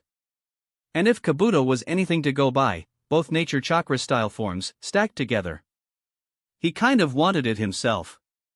The only problem was dealing with that shard of Orochimaru's that was contained within the seal. You wouldn't need to worry about that though, Isabu piped in. To do it like that, the soul shard would have to enter your subconscious, which while for some people would be a very big issue, is a moot point for you when I already live in your subconscious. If you want that seal, then get it, I'll destroy the soul shard. Daiki froze. Are you sure about that? Daiki asked, voice serious. Because if so, that changed, while not everything, a hell of a lot. Shiromari and the Chameleon clan could not teach him Senjutsu. It was one of the first things he'd asked. Shiromari himself was capable of using Senjutsu, but that had nothing to do with his Chameleon clan, and more to do with his father Manda's side, the Snake clan. He did not so much as learn Senjutsu, as he survived it and gained access to it. After all, the way one learned Senjutsu with the snakes was not through training or being taught, it was through being bitten, injected with Senjutsu, venom itself for a lack of a better term, surviving and adapting. Shiromari didn't have the slightest idea of how to go about teaching him how to feel nature energy. So, unless he somehow got the toads to teach him, learning Senjutsu was all but impossible for him. But, the cursed seal drew in nature energy. There was a slight possibility he could use it, in the place of the toad fountain oil Naruto used, expose it to his body long enough and train to feel the energy itself. For all intents and purposes, the cursed seal of heaven would be a stepping stone for him to create his very own variation of Sage mode. Not toad, not snake, and not whatever the hell bullshit Hashirama Senju lucked into. You're the one well versed in seals, Isabu replied. You should already know what happens when a living, conscious being is stuck inside a seal on someone. The subconscious acts as a bridge of consciousness for all attached to that body, and from what I gather, this Orochimaru uses to invade the bodies of others. He attacks and wrestles control of their subconscious and from there, subsumes them. Daiki nodded along in agreement. That did check out. Maybe if the seal itself wasn't connected to anything, it would be different, but when it was applied to the chakra of the holder itself? The physical and mental spiritual energy of the holder? It would have a direct link to the subconscious. And made a lot of sense on why Orochimaru wouldn't mark a Jinchuriki like Naruto. To be perfectly honest, if Daiki was in Orochimaru's place, he would have marked Naruto, killed Sasuke, took his eyes, took over Naruto's body and implanted the Sharingan in that new body. The drain from the Sharingan wouldn't be anything of note at that point at all, not in an Uzumaki Kyuubi Jinchuriki, born to the previous Uzumaki Kyuubi Jinchuriki and a massively powerful Kage father, having been exposed to the chakra of the Kyuubi itself since the very second he was conceived. Really, the only reason Naruto ever got exhausted at all early on was probably more due to most of his chakra always being used to reinforce the 8 trigram seal itself and him only ever actually having access to a fraction of his total chakra, like 20% at best. Really, if there was any living person whose body he would take, it would be Naruto's. And Orochimaru wasn't an absolute retard, most of the time. The only reason he wouldn't go for such an absurdly amazing body would be if it was impossible. Because Kurama would splatter his little soul shard. He was a pretty possessive guy like that after all. Despite his hatred currently of his situation, Naruto was his host. That went to the point where Kurama would refuse to let Naruto have Fukasaku gather nature chakra for him as well. And he did, even at this point, deep down, have a begrudging respect for Naruto. Because give the guy some credit, despite all the shit he went through with the village, abrasive as he could be, he was a generally nice, compassionate dude and he didn't let himself get weighed down like some whiny little bitch. It didn't matter how many times his face was forced into the dirt, how many times he was kicked down and mocked, he always got the fuck back up. Daiki had to respect grit like that at the very least. Sasuke, in contrast, really wasn't anything all that special, not without taking into account him being a transmigration of Indra. As far as talent and ability went, compared to Madara, Itachi, Shisui, hell even Itachi's cute girlfriend Izumi who'd had her Sharingan since birth and was a taijutsu prodigy that would make guy weep in awe, Sasuke really just didn't compare. Naruto himself even was much more of a prodigy than Sasuke in Daiki's opinion. If that dude had someone willing to teach him from the get-go, the kid would have long since surpassed Kakashi even at this point. Sasuke, after all, grew up with a father who, while distant, did actually teach him, and Itachi, while busy a lot, did teach Sasuke as well. That, and the fact that teachers in the academy positively mooned after the guy and all ignored Naruto, even Iruka initially for the first few months he taught the class, showed how untalented Sasuke actually was. Ironically, pure talent-wise, Naruto was more like Indra and Sasuke more like Ashura. It was just the situation around the pair that made it seem like it was actually the other way around. Daiki slapped his cheeks. I'm getting off topic, he scolded himself, before shooting into the trees in a blur of speed. He'd wasted a whole 2 seconds on that thought tangent. He really needed to work on his inner monologues. You do seem to like the sound of your own voice and reinforcing how you see the world to yourself. I'd say it was an identity issue, but let me be honest, you're just a bit of a narcissist. Aisabu added his 2 cents. He was actually quite okay with that. Better a narcissist than someone who lacked belief in himself. Daiki replied, drawing lightly on Aisabu's chakra, just enough to change his eyes and not draw on a cloak of chakra. Despite how little it was in contrast to the full thing, his speed increased noticeably, as if he was using the body flicker to speed up. There was about 2 miles of distance between him and his targets when he started moving. At his full current speed, he crossed the distance in less than 10 seconds, even without a straight path to follow. Orochimaru gave him plenty of time to arrive. The man had far too much fun playing with his prey. The Sannin himself, so invested in his target, and with Daiki hiding his chakra using his eyes, didn't notice him arriving at all.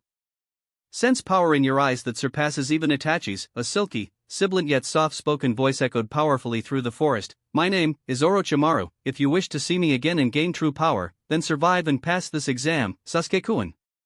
Daiki's eyes landed on his own target as he spoke. The face he wore, half melted, displaying slitted yellow snake-like eyes and a chalk-white pale face. Orochimaru formed a one-handed ram seal, and opened his mouth, his fawn-like teeth growing noticeably, before his neck stretched and launched through the air so fast, Daiki wouldn't have even been able to track without the Shinkagen and Aisabu's chakra enhancing him. Good thing, Daiki was already preparing, spreading his chakra out and running through a few hand seals. The instant his neck reached Sasuke and his teeth were about to make contact, there was a puff of smoke, and in Sasuke's place was Daiki. A sharp pain lanced up through his neck, while Orochimaru blinked in confusion for all of a microsecond, before his eyes widened in shock. The confusion lasted long enough for Daiki to elbow the man in the face, dislodging his teeth from his neck. You! Orochimaru hissed, before his eyes seemingly widened even further, to the point where they looked like they would pop right out of his socket. Rinnegan. Daiki! He heard Sasuke shout as well, and saw his friend staring down at him from his previous position on a branch 50 feet up, Sharingan eyes wide in shock. Daiki would have loved to smirk and give him some cocky line, but he couldn't. Because that was when he felt it. He felt the seal form on his neck and something spread out through his body, into his coils, and felt as his chakra coils were forced to take it in, felt as they were stretched out, wider in a sense to accommodate, growing, strengthening. Oh, I forgot something, he realized in that moment. He'd forgotten just how much pain the seal itself caused when it formed. Daiki hunched, bent over and roared as liquid pain, like lava coursing through his veins, assaulted his senses. Instant regret. Aisabu rolled his singular eye as his Jinchuriki screamed bloody murder in his head, keyword being inside. He was putting up a tough face and just making roaring, shouting angry sounds on the outside. That cool, composed badass look he projected all the time to the other humans had to be the biggest lie of the century. He was a complete idiot, of the highest order. But he was an amusing idiot, and that idiot, despite all his boasting and continuously growing arrogance, was his idiot friend. It had been a long, long time since he'd had a friend. In fact, had he ever had a pure friend? Even his caretakers tasked to watch over him as a youngling, more treated him with awe and careful respect because of his father. And even his siblings weren't the most affectionate. If Aisabu had his way, he'd take the fact he actually deep down liked Daiki calling him Isobro to the grave. And he couldn't say that Daiki didn't make life amusing is the very least. I suppose I should do my part then, the turtle Bijou mused lightly to himself, his eye landing on a small blurry humanoid figure forming bit by bit within Daiki's subconscious. It hadn't been hard to track it down. After all, its chakra was more than enough to stand out when the other chakra within here was his own and Daiki's. Sorry, but this is a one-room apartment, and I like my space. Isabu imparted on the fragment of Orochimaru, before bringing one of his shelled fists up into the air and bringing it down. He crushed the fragment of Orochimaru, and forced his own chakra into it, breaking it down. He heard a scream of agony come from it, but ignored it. This man wasn't exactly deserving of pity or mercy.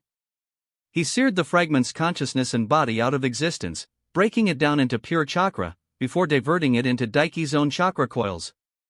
It was a pittance compared to his own chakra capacity, but it would give a decent boost to Daiki's own capacity as it was currently.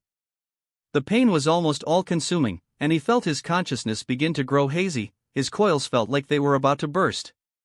He was dimly aware of a shout of worry and then a hand on his shoulder. You! What the hell did you do to Daiki? That sounded like Sasuke.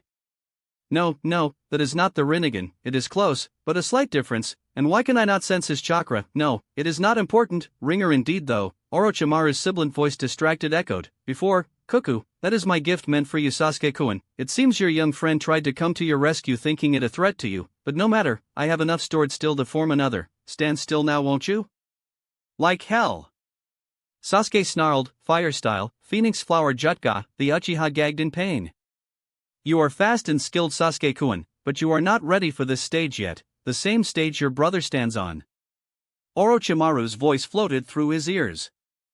Then, the haze on his consciousness suddenly disappeared and his eyes snapped wide open. The pain was still there, oh god fuck was it still there, but there was also a rushing sensation, almost like pleasure. It was power. His chakra coils and capacity erupted in size and scale, and he felt like he'd almost doubled in overall capacity. And that was before a new sensation spread out from his neck and encompassing his entire body. His chakra exploded out of his tenketsu in a spiraling raging cloak of power that turned the very air into a vibrating maelstrom. There was one off thing about it though. His chakra, it was dark blue in color usually, but not now. Now, it had changed. A deep, royal purple with ebony black embers spread throughout it. Daiki felt amazing. He felt strong like this, incredibly strong. The power it gave him was almost akin to one of the tales of Isobo's full-on cloak form. So this is the cursed seal of heaven.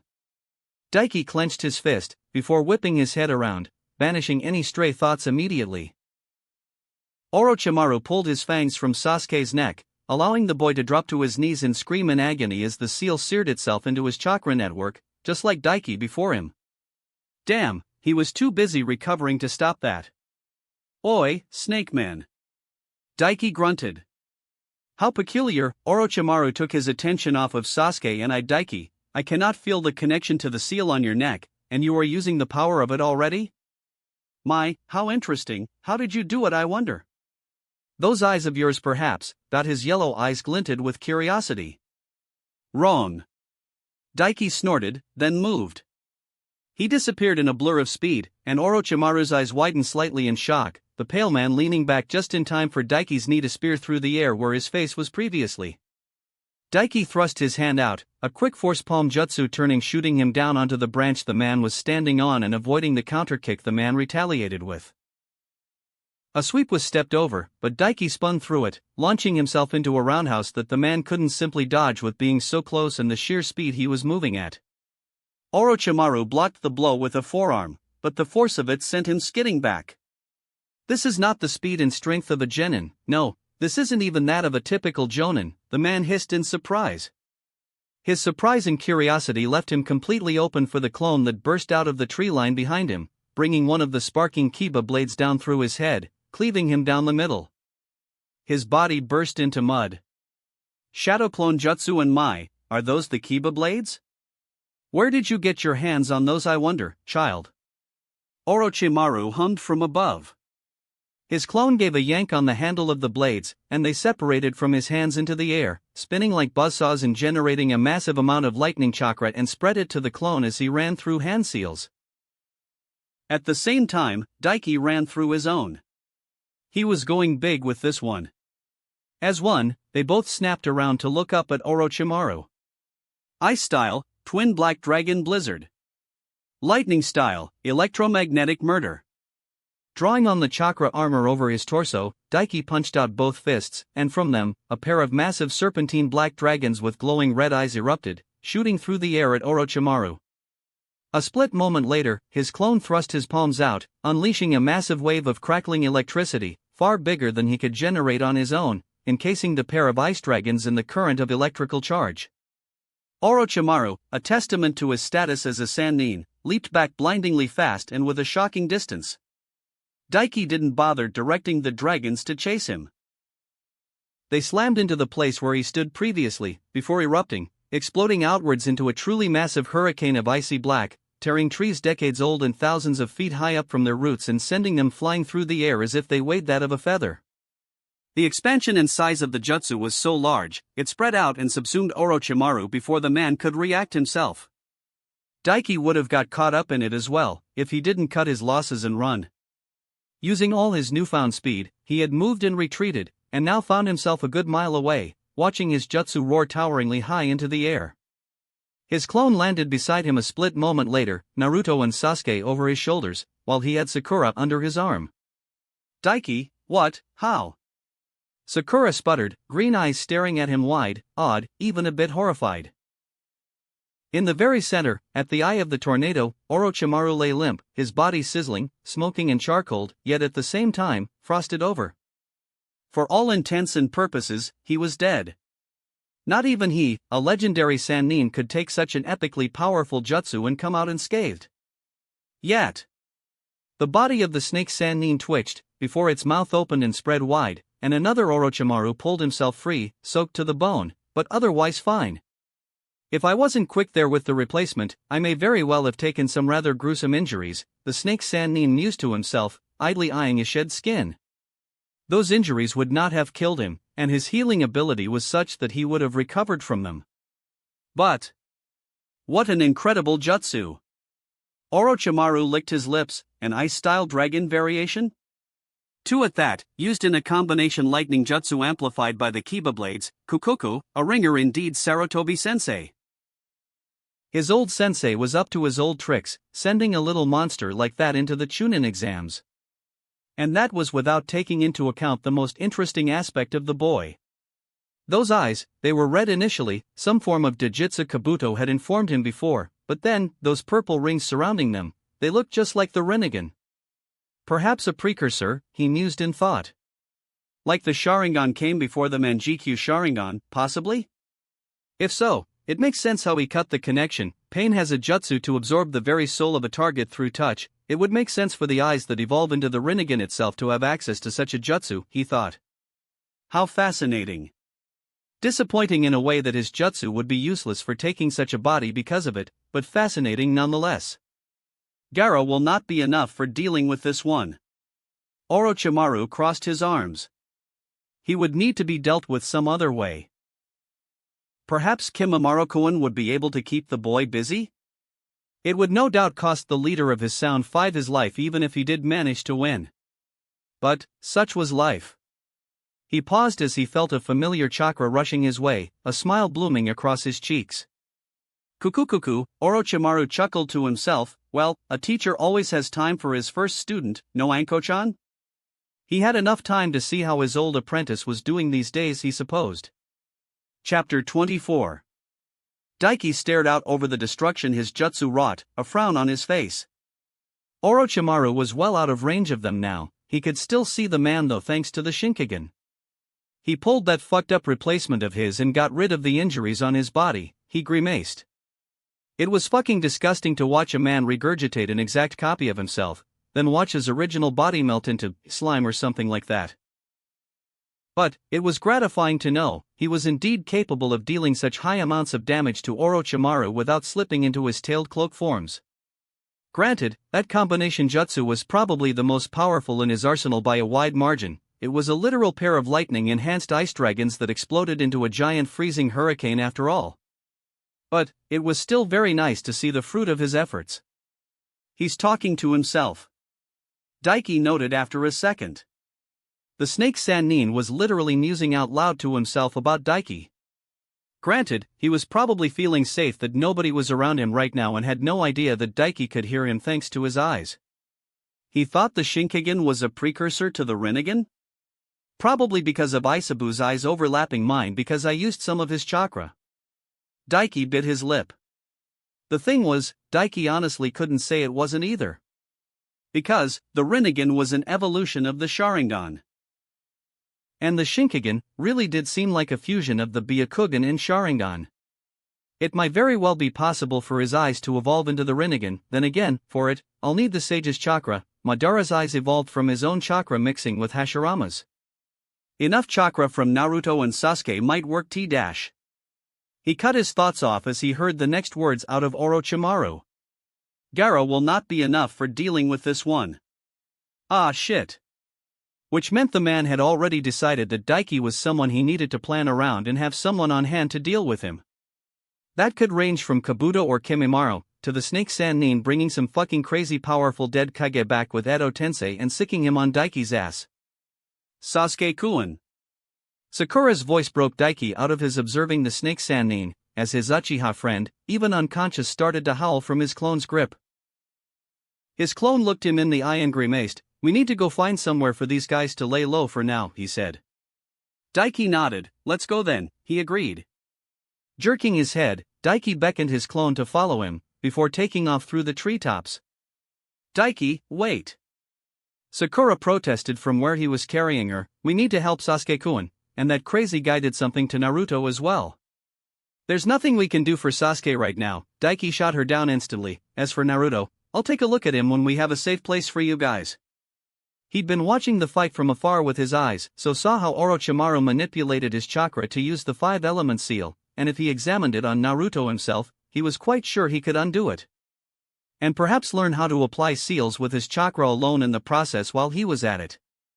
What do you mean? Sakura asked worriedly. What did he do to Sasuke-kun? And you for that matter, what is with those weird markings on you, and your chakra? It was completely visible a minute ago when he bit you. I've never seen chakra so powerful before. Just wait until she saw Naruto go into a tailed cloak for the first time then. It's a seal, specifically a curse seal created by Orochimaru. Daiki saw no harm in explaining it to her. He already had a few excuses planned for his knowledge on it now. It gives the user a power boost. In the process, Orochimaru uses the seal to make the user dependent on it, addicted even, and then uses it to take over the body of the one he marked with it. Take over the body? Sakura sputtered in shock. He wants Sasuke-kun's body? Why? For the Sharingan obviously. Daiki rolled his eyes. There's only 2 Uchiha alive now, Sasuke and his brother Itachi, and Itachi is too strong for Orochimaru to target with his seal and steal his body, so he came after Sasuke, who's much weaker and more vulnerable. Oh. Sakura uttered, before pausing for a moment. Then, but wait, what about you? Can't he take your body now? And you still have those marks on you right now. He did indeed. Daiki was keeping the curse mark activated to get more of a feel for it right now, and just in case Orochimaru came after them again. If he did and pushed the issue, Daiki wasn't going to hold back. He was going to go full-on full-tailed cloak alongside the cursed seal of heaven and mincemeat him, even if he had to tear down this entire forest to finish him off. It's a lot more complicated than that, Daiki explained. He basically puts a piece of himself in the seal, but I have a kind of special technique that let me kill it while it was connected to my body, so I can draw on the seal freely and use its power. Sasuke doesn't, that's why he's fell unconscious. Like a bloodline, the pink-haired girl asked. Something like that. Daiki evaded, pausing on a branch as they arrived in a wide clearing. There was a large tree with the base hollowed out, looking like a large cave opening and with enough foliage around it, that hiding there would provide enough cover to keep out of sight for the most part. The sound team were probably on the search for Team 7 right now, as was their mission. Should I deal with them or let things play out, he wondered, hopping down into the clearing. He could deal with them easily. They were pretty trash, to be honest. Even with their augmentations, they got held off by Sakura of all people for a time, even 3-on-1. But it was a pretty pivotal moment, mostly for Sakura herself to shape herself up and take things seriously. "You guys can rest here for now," Daiki told her as he landed and carried her into the tree hollow, followed by his clone who laid Naruto and Sasuke down gently. He set Sakura on her legs, but the girl's legs immediately went limp beneath her and she slumped to the ground. Sorry," she apologized, giving him a brittle smile. "I can't feel my legs," she admitted, a shameful expression appearing on her face. "Thanks for carrying me as well, even though I, smell." He'd been ignoring the fact she reeked of piss. She'd wet herself in terror when Orochimaru unleashed his killing intent. Which was actually still better than what Sasuke did. She, at least, managed to speak out initially and deride him for being a coward and spur his fighting spirit. "Don't worry about it," Daiki waved it off. It didn't bother him. He was used to smelling worse, like charred and crispy corpses and the dead that just voided their bowls. A little pee didn't faze him. Most would have the exact same reaction, worse even in your place, he assured her. "Not you though," she pointed out, "or Naruto either. I was completely useless during that fight." "Say what you will about Naruto, but he's not a coward," Daiki smirked, and decided to lighten the mood a little. "And as for me, I'm just built different and I'm totally amazing. It's why I can compliment you on that perky round ass of yours and not be afraid of taking a punch to the face like Naruto if he did anything like that." Her cheeks pinked at his words, but surprisingly, she didn't glare at him. The pink-haired girl just sighed. "You're a real pervert, huh?" Sakura sighed, shaking her head. "And to think, I thought you were actually real cool before." "I'm the coolest guy there is, way cooler than Sasuke for that matter." Daiki snorted, turning away from the girl and making his way over to the down forms of Naruto and Sasuke. He met his clone's eyes and broadcasted a message straight to his mind. "Go, make another clone and study the seal," he ordered. His clone nodded, and promptly left the tree hollow and disappeared in a blur of speed. "You wish you were as cool as Sasuke-kun," Sakura refuted. "Wait, where's your clone going?" "To scout the perimeter," he replied, crouching down over Naruto and lifting his jacket and mesh armor up and baring his torso. Blondie was decently ripped, was shorter, but stockier than Sasuke and had a noticeable six-pack. Good on him. And Sasuke isn't cool at all. Hell, he doesn't think he's cool. Only immature people find that whole silent, brooding edgy thing cool. Fuck, Naruto's cooler than Sasuke, he laughed lightly. Naruto was loud, proud and unashamed of who he was, abrasive and annoying as he could be. That was way cooler than someone trying to be something they were not. Sasuke was only the way he was, because of his clan. He was nothing like that before. Sasuke was actually a shy little broken dork at heart.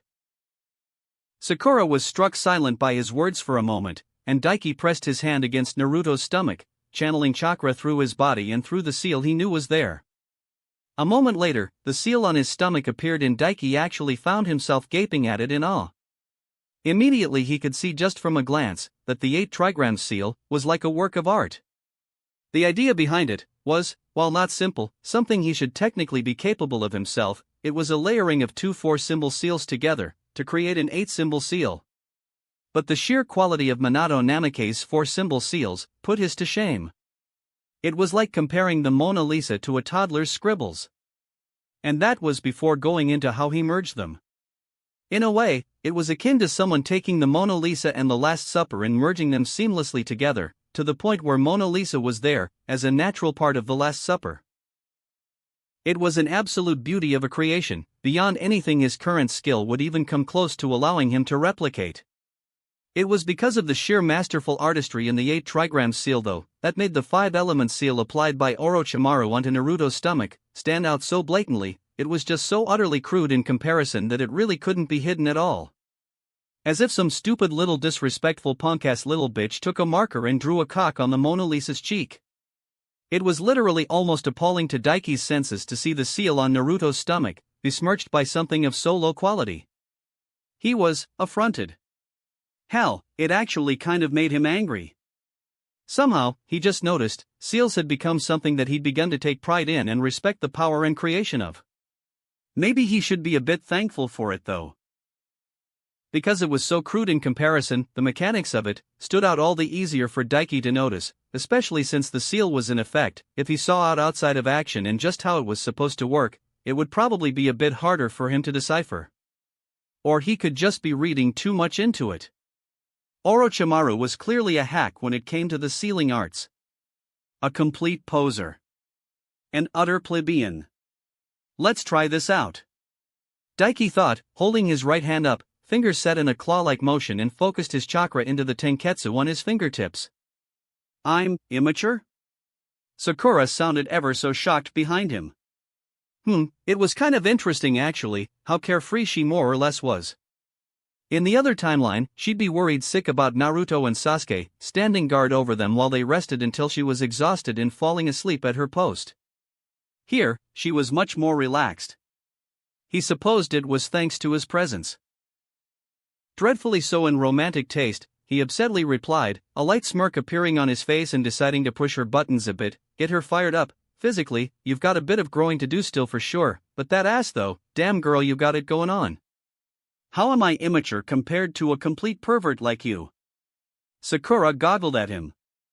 Well, to be honest, I'm not a pervert, I'm just a connoisseur of the female form and am kind enough to share my wisdom with the world, he replied. You on the other hand, think you're in love with Sasuke despite knowing nothing about him and have very immaturely deluded yourself into painting an image of him that is nothing like him. And where would you base that off of? Sakura sounded angry now. She began speaking again, but Daiki cut her off. Alright then, here's two simple questions. What is Sasuke's favorite food and his preferred type of girl? These would be simple enough to hammer home what he wanted to say. What? Sakura stopped, confused before huffing. That's easy, his favorite food is red bean paste and he likes long hair girls. Wrong, so wrong. Daiki was actually surprised by her answer, so much so, he found himself laughing. Mostly because, red bean paste is Naruto's favorite food alongside ramen, Sasuke's is tomatoes, and he doesn't have a hair length preference, he's just into older, mature girls, preferably with big tits. At the very least, he definitely noticed Hinata's tits and had paid attention to said subject when he brought it up during their training. He looked over his shoulder to find Sakura gaping at him, emerald eyes wide, mouth hanging low. For the record, I do like long hairs girls and you have gorgeous ass hair, he complimented. He had nothing against short hair, just had a preference for longer. It was good to hold on to, like a leash and all that. Right, this should do it, he thought a second later as he finished preparing the chakra in his fingertips. Dark purple and black chakra burned like embers over his fingertips and he brought it down atop Naruto's stomach, pressing against where Orochimaru's fingers had jabbed into him previously, and injected his chakra into the seal, 5-element seal, release. He manipulated his chakra through the seal, and felt it click, unlocking, and before his eyes it disappeared. A wide smirk appeared on his face. Get on my level, snake scrub. Daiki smirked widely and wildly, bringing his fingers up and channeling chakra through his fingertips again and watching burning embers of chakra flicker over them. Through unlocking it, he'd learned everything he needed to apply it himself. Sasuke-kun likes big boobs. Sakura's voice murmured behind him, sounding horrified. He looked over his shoulder again to see the pink-haired girl was cupping her rather meager chest and looking rather lifeless. Oh right. She looked like the whole world was falling apart around her just from that little tidbit of information. Oops. Daiki honestly didn't know whether he should be flattered or not, that his presence here with Sakura and her unconscious teammates completely changed up the very feeling in the air around her. There was no desperate resolve formed here while she stood guard over her teammates to protect them, because he was here, which she supposed made sense. Sakura, after all, just bore witness to him driving off Orochimaru. Why would she have to fear any run-of-the-mill genin coming for her and her teammates, when he was around? He honestly didn't know if it was really a good thing or not. Sure, it was a pretty nice feeling for her to find him that reliable, but at the same time, was he not getting in the way of her growth? At the same time though, Naruto and Sasuke are already different from the other timeline, both are stronger. Daiki grimaced a bit at the thought, because if anything, he thought that maybe, Sakura was actually weaker than her counterpart. From what he gathered from Sasuke, Naruto seemed to be putting all his effort into keeping up and they sparred constantly during team meetups with Kakashi overseeing them and taking up much of their training time there, leaving Sakura to the wayside. So Sasuke getting stronger from fighting Daiki all the time, caused Naruto to get stronger as well trying to keep up, and they both had learned the earth style, barrier jutsu, though Naruto seemed to be the one using it a lot and not Sasuke. Daiki had barely ever seen the Uchiha boy use the jutsu. Fucking Kakashi, couldn't he like toss the girl a genjutsu or something? Shaking his head, Daiki put them out of mind and turned around from Naruto and Sasuke and sat cross-legged in front of Sakura. Yeah, from what little I've managed to get out of him, he doesn't really care about hair length and has a preference for big tits, he said, before a thought came to mind, of when he needled Sasuke a few weeks ago about any girls that caught his mind. The one name he'd let slip had quite surprised him. The only one he told me that caught his eye was a woman you guys met on your mission to Wave, named Tsunami? At the time, when Sasuke revealed it, Daiki had gotten a real good laugh, teased the Uchiha about being a MILF hunter and everything. He hadn't gotten the joke until he explained what MILF meant to him. Sasuke then refused to speak to him for the next 2 days. To Tsunami-san. Sakura's eyes went white in shock and she sputtered, but she's in her 30s and has a child. There's a certain appeal to an older, mature woman, Daiki shrugged, more than one actually depending on one's general interest. But as far as Sasuke said, she was quiet, demure, was helpful and kind, wasn't a bother like he claims you and Ino or whenever you gush over him. She apparently has some nice big breasts and is beautiful. A bother? Sakura repeated lowly, biting her lip. Sasuke-kun had called her annoying before, a few times, less than a week ago even when they were given the registration forms for the Chunin exams. He'd called her annoying then, and claimed she was weak, far weaker than Naruto even after she asked him out on a date. That had stung fiercely, but now, she couldn't even deny it. Naruto had fought that Orochimaru off for a bit, even injured that humongous serpent he was riding on. Before Orochimaru beat him down while she and Sasuke cowered from the man. Cha! I'll show him a bother, her inner self raged. Sakura cringed, ignoring her. Her chest hurt. But she found she couldn't refute what was said to her. Sasuke-kun more often than not turned up to their team meetings beaten, bruised and bloody, with a satisfied smirk on his face. From training with Daiki. Daiki was probably the person Sasuke-kun was closest to, beyond maybe Naruto. As much as they argued, Sasuke-kun and Naruto always seemed to be attached at the hip during team meetings and missions. She was always left behind.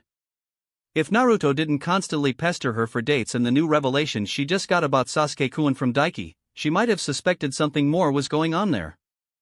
Well, all that and she can cook as well. Sasuke seemed to think you're a horrible cook. Daiki shrugged and Sakura felt another metaphorical arrow pierce her chest. Just stick her over a campfire at this point. She was done, though. Sasuke's just into that traditional shit, being an Uchiha and all, and honestly, I feel like a lot of the traits he feels are best in a woman are just because he idealized his mother. Damn mama's boy, cha, her inner self spat. Her lips quirked for all of a second before she remembered how far that stacked the odds against her. Her breasts weren't going to balloon in size just because she wished for them to, though maybe she could change her attitude a. Either way, romance is the last thing on Sasuke's mind anyway. Daiki broke her from her thoughts with a shrug of his broad shoulders. Besides, he has trash taste in women unlike me. The most I've seen out of you in regards to romance is you commenting on how much you like my ass? Sakura deadpanned. Daiki grinned at her, all teeth. You have a great ass, best of our graduating class, he unashamedly shot back. Besides, I'm pretty sure I complimented you on your hair and eyes as well. Despite herself, Sakura felt her cheeks heat up a bit at his blatant admission. You're such a pervert, she sighed, but felt her lips quirk up just a little bit regardless. I just know what I like and I'm not afraid of saying so, the boy shrugged bluntly. He was like that, all upfront and blunt. He had no tact at all in this case. But she couldn't deny that his words made her feel better. Especially since Daiki was definitely very handsome himself. His was a handsomeness that was different from Sasuke-kun. Sasuke-kun was beautiful, a beautiful person if there ever was one, and had all the bearing of a tragic prince right out of a fairy tale. Daiki on the other hand, he was broad and muscular, tall and strong. He had a wild air about him that just enhanced his looks, that all but screamed, bring it on. As if challenging the world itself. Daiki was far more humble in his handsomeness, there was no doubt, but his muscles and frame aspired a sense of safety that she could see the appeal in, and he was far more raw than Sasuke-kun, more open. If she had to compare them in just a few words, Sasuke-kun was like a full moon reflected on a calm water surface, while Daiki was like a gargantuan predator roaring his challenge to the world. Both vastly different, so different they couldn't even be compared properly, but yet, majestic in their own different ways. And what you like is my ass. Sakura replied to him, forcing a deadpan look on her face. And the floor is made of floor, he snarked back, before suddenly standing up and making his way to the front of the tree hollow and peering out. Her heart almost leapt into her throat. Hey, are you going somewhere? Sakura asked, the air changing around them almost instantly. I'll have to soon, Daiki replied without turning around. This is an exam, you know? And beyond that, I need to make sure the Hokage knows about Orochimaru being here. Sakura froze.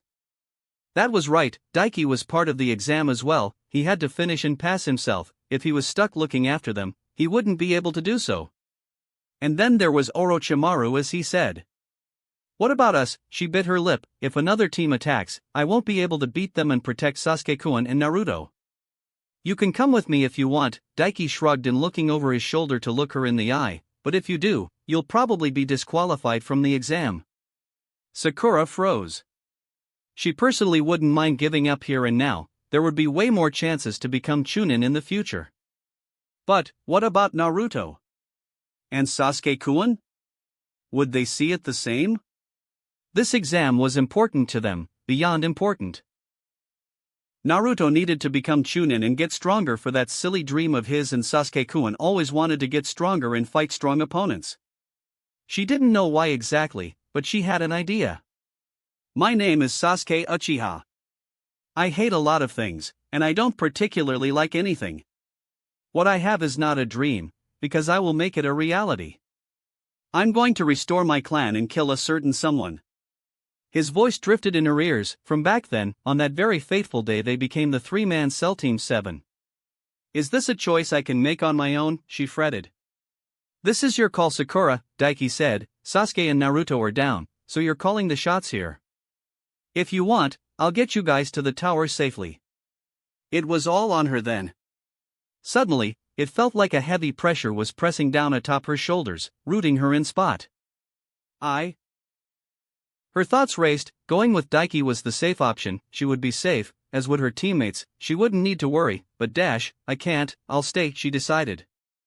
Weak as she was, there were some things she just couldn't abide by or be cowardly about, and she couldn't trample on and betray the dreams and aspirations of her teammates.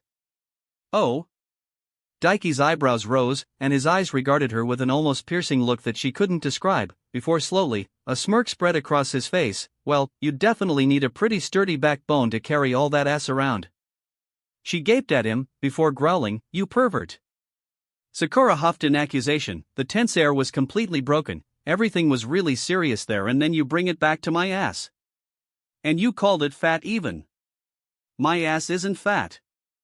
Yeah, it is, Daiki shrugged unrepentantly. Or well, it's on the way there, which is great. A nice big round ass is great on a girl. A fat ass was a good thing for a girl? Anyway, if you're gonna stick around here, I suppose I can leave you with a little bit of help, Daiki mused, turning around fully and walking back over, kneeling down in front of her. Let me see your hands, I want to try something. Why? Sakura asked, brows furrowing in suspicion. You're not gonna do something perverted, are you? Daiki gave her a dry look, as if she was the one that said something stupid here. You realize I've been playing it up, right?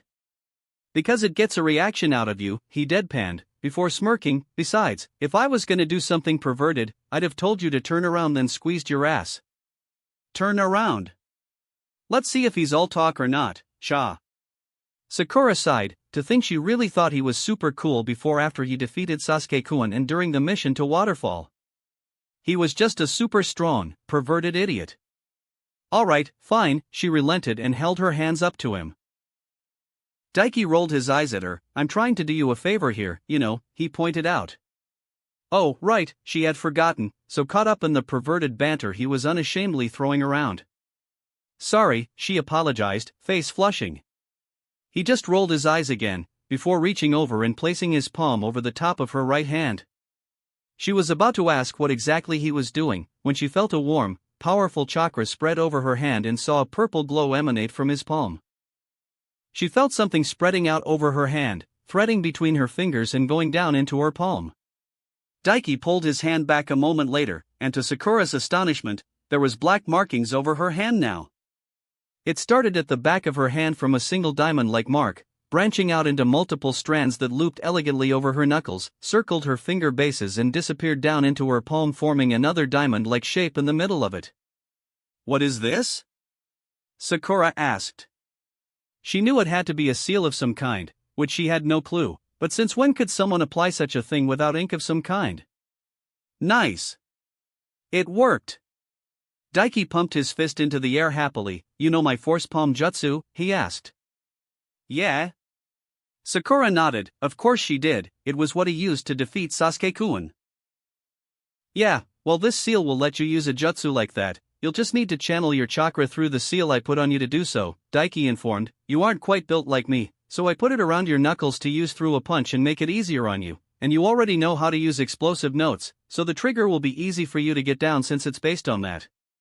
Sakura's eyes widened. Isn't that like your personal jutsu?" she asked, shocked. And he was just giving it to her? She bit her lip, wanted to refuse the generosity, it was really too much, but forced herself not to. With Daiki's jutsu, she would definitely be able to protect them, for sure. Kind of, it's a bit different if the same applications. Instead of the force palm jutsu, this would be the shockwave fist jutsu, Daiki explained, taking her other hand and repeating the same thing to apply his seal. "Don't go using it willy-nilly though, your arms won't be able to handle the kickback. Even I could only use it sparingly at the time I fought Sasuke back during that first time. Right now, a few uses of it will probably break your arms, so make it count." Sakura swallowed heavily, but nodded. "Alright, got it," the pink-haired girl said. She had to pick the time she would unleash the shockwave fist jutsu wisely, because she was too weak to use it properly without it being a double-edged sword. Moments later, he was done and stood back up, dusting himself off and preparing to leave. On instinct, Sakura wrapped her arms around the boy, hugging him. "Thank you," she whispered gratefully, expressing her gratitude. Not only for the seal and jutsu, but helping them, driving off Orochimaru and more. If he wasn't there, who knew what that freak would have done to them? "It's fine," he waved her off. "Besides, I've already got my payment in my palm." Sakura blinked in confusion. "Your payme," she yeeped, not finishing her sentence as she felt his fingers cup her backside through her shorts. On instinct, she pulled away from him before growling and swinging a fist for his face, righteous feminine fury driving her. Her fist met air as Daiki sidestepped and spun around her and she yelped, jumping lightly, an echoing clap resounding through the forest as his palm met her backside in a cheeky spank. She whirled around on instinct, only, he wasn't there, and then she jumped as another spank clapped against her other cheek. "Daiki!" Sakura shouted, face burning red as she whirled around again, only he wasn't there. Her hands went to her backside instinctively to protect it from another grope or spank, only she felt nothing. Daiki's boisterous laughter echoed through the forest above. It seemed he had left. Sakura sighed. "That damn pervert," she complained, shoulders slumping and sliding down to her knees. Despite that though, she found a small smile splaying across her face and she just sat there like that for a few moments, before remembering where she was and slapped her cheeks. "Focus, I need to build some traps just in case," she told herself, and the pink-haired girl forced herself to her feet. Chapter 25. Daiki had a massive grin on his face as he sped away from Sakura and her unconscious teammates, ascending up higher and higher into the tree line out of sight. He stopped for a moment once he was out of her viewing range and eyed his hand, idly squeezing it and remembering the feel of her soft, pliable, perky ass and the way it bounced back against his squeezing and that jiggle it had. Damn, just damn. Her ass was already pretty damn big, but give her a year at most and some proper hardcore training and she would have one crazy-ass bubble butt. She'd have a dump truck among dump trucks. She'd well surpass the ass of Kurenai. Wonder whose ass is better, hers or Tenten's? Daiki mused. He'd not gotten a feel for Tenten's yet, but the older girl definitely had a grade derriere herself for sure, superior to Hinata's even in Kurenai's if he was not mistaken. He'd definitely have to compare one day. For now though, I've got something important to do, he shook his head and continued on. He was making his way towards the clone he'd sent off a while back. The clone wasn't actually far off and just within the general perimeter and out of sight high up. He reached him just a few moments later, landing on the branch, finding his clone shirtless, with another clone having been formed and poring over the cursed seal on his neck. "Hey boss," he was greeted by a pair of nods. Daiki nodded back. "Find anything?" he asked. The non-shirtless clone grinned at him. "Oh yeah, it wasn't all that hard to decipher, especially with what we know," he replied. "I can see why Jiraiya and the like would have been confused though when they had no idea what Orochimaru was doing with the seals in the first place." "Oh?" Daiki hummed in interest. "How so?" "The beauty of it is in how simple it is, boss." His clone grinned wider as he began explaining. "It's just like our 4-symbol seal, a seal specifically made to contain a chakra entity. The thing is, it doesn't even come close to the 4-symbol seal. It's completely trash in comparison. Like, I bet even Gaara's seal for Shikaku is better than this thing. On top of that, because the shard of Orochimaru was basically formed through senjutsu on thinking, nobody else could understand what was going on or do anything about it, barring maybe Jiraiya." Now that he said it like that, had Jiraiya even looked at Anko's curse seal before? He didn't remember any mention of it or anything like that. Surely he did though, it would be stupid for him not to have been called in to do so. Then again, Jiraiya wasn't a master of senjutsu either and had no knowledge of Yugo, so he could have easily just missed it all as well. Wait, Daiki blinked, a thought coming to him. If it's based on that type of seal, can't we use the 4-symbol seal as a basis to upgrade it? His clone finished with a knowing look. "I definitely think we can, and if I'm right, it should amp up the speed it draws in natural energy, and besides that, you're missing one thing as well, boss." "And what's that?" Daiki asked, raising an eyebrow in curiosity. Increasing the rate the seal could draw in natural energy itself was an amazing boon in of itself. "The seal is empty now without the Orochimaru shard." His clone's grin turned wild, before he dismissed himself in a puff smoke. Memories submerged into Daiki's mind and his eyes widened as he learned all his clone had of the seal and the possibilities he had come up with. "I see," his eyes lit up with realization. He could store the star chakra within the curse seal, after augmenting it with the 4-symbol seal and the chakra filter seal, and set it up to draw natural energy into the star chakra itself to help it grow and then filter through into his own coils like Isabu's chakra. Not only would that increase and enhance his chakra reserves, but drawing on the curse seal actively would give an even bigger boost. Especially if once he got his hands on it, he added the stone of Jelal in there as well. Laughter erupted from Daiki's throat and echoed ominously through the forest, even as his first clone stood up and approached Daiki himself to help him with upgrading the original seal on his own neck. For all he made out that improving upon the cursed seal was simple, and not all that complicated sounding. It actually kind of was. Applying the chakra filter seal and 4-symbol seal wasn't a problem in of itself. It was connecting them to the curse seal itself that was in tidying up the connection channels. All in all, it took multiple hours of work to get it done. By time Daiki's clone finished up with the seal on his neck, the sun had long since fallen and they were into the wee hours of the night, or rather, early morning. It was kind of boring actually. All Daiki had for passing the time was staring straight ahead, and while he could see the entirety of the forest in any one direction with his Shinkigan, there wasn't exactly much to focus on in the direction he was looking. Only Team 7, and they weren't exactly a barrel of fun right now. Naruto and Sasuke were still unconscious, being fretted over by Sakura, whom had, immediately after Daiki left them behind, began to set up traps. He couldn't even train his chakra control or anything like that, because the seal being refined was connected to his chakra network. Beyond that, the most entertainment he had was listening to the rumbling roars and snarls of the giant beasts inhabiting the forest itself and the screams of pain and terror of other competitors in the exam. He did get to see a Kumo team run into a pack of giant tigers, each not far off the size of the one he caught for his cute little apprentice Hanabi. They were torn to shreds and eaten up quite quickly. A pity, they could have perhaps known some useful lightning jutsu for him to yank, and they were the only Kumo team in the exam too. Such a shame and a waste. His clone clapped him on the back of the head. "That's you, boss," he said, before dissipating, the memories of the clone enveloping Daiki a second later, letting him know exactly what the clone did. Standing up, Daiki cracked his neck and grinned. "Let's try this out then." He hyped himself up, bringing his hands together into a ram hand seal and focusing on the infinite armor on his shoulder. He focused only on the star chakra within it, and funneled it out into the air, holding it there, a sphere of light purple flame like chakra forming in the air in front of him. Then, he focused on the curse seal, specifically one of the functions of the 4-symbol seal and chains of kanji spread out from the seal itself, enveloping the sphere of purple chakra and began draining it into the seal itself.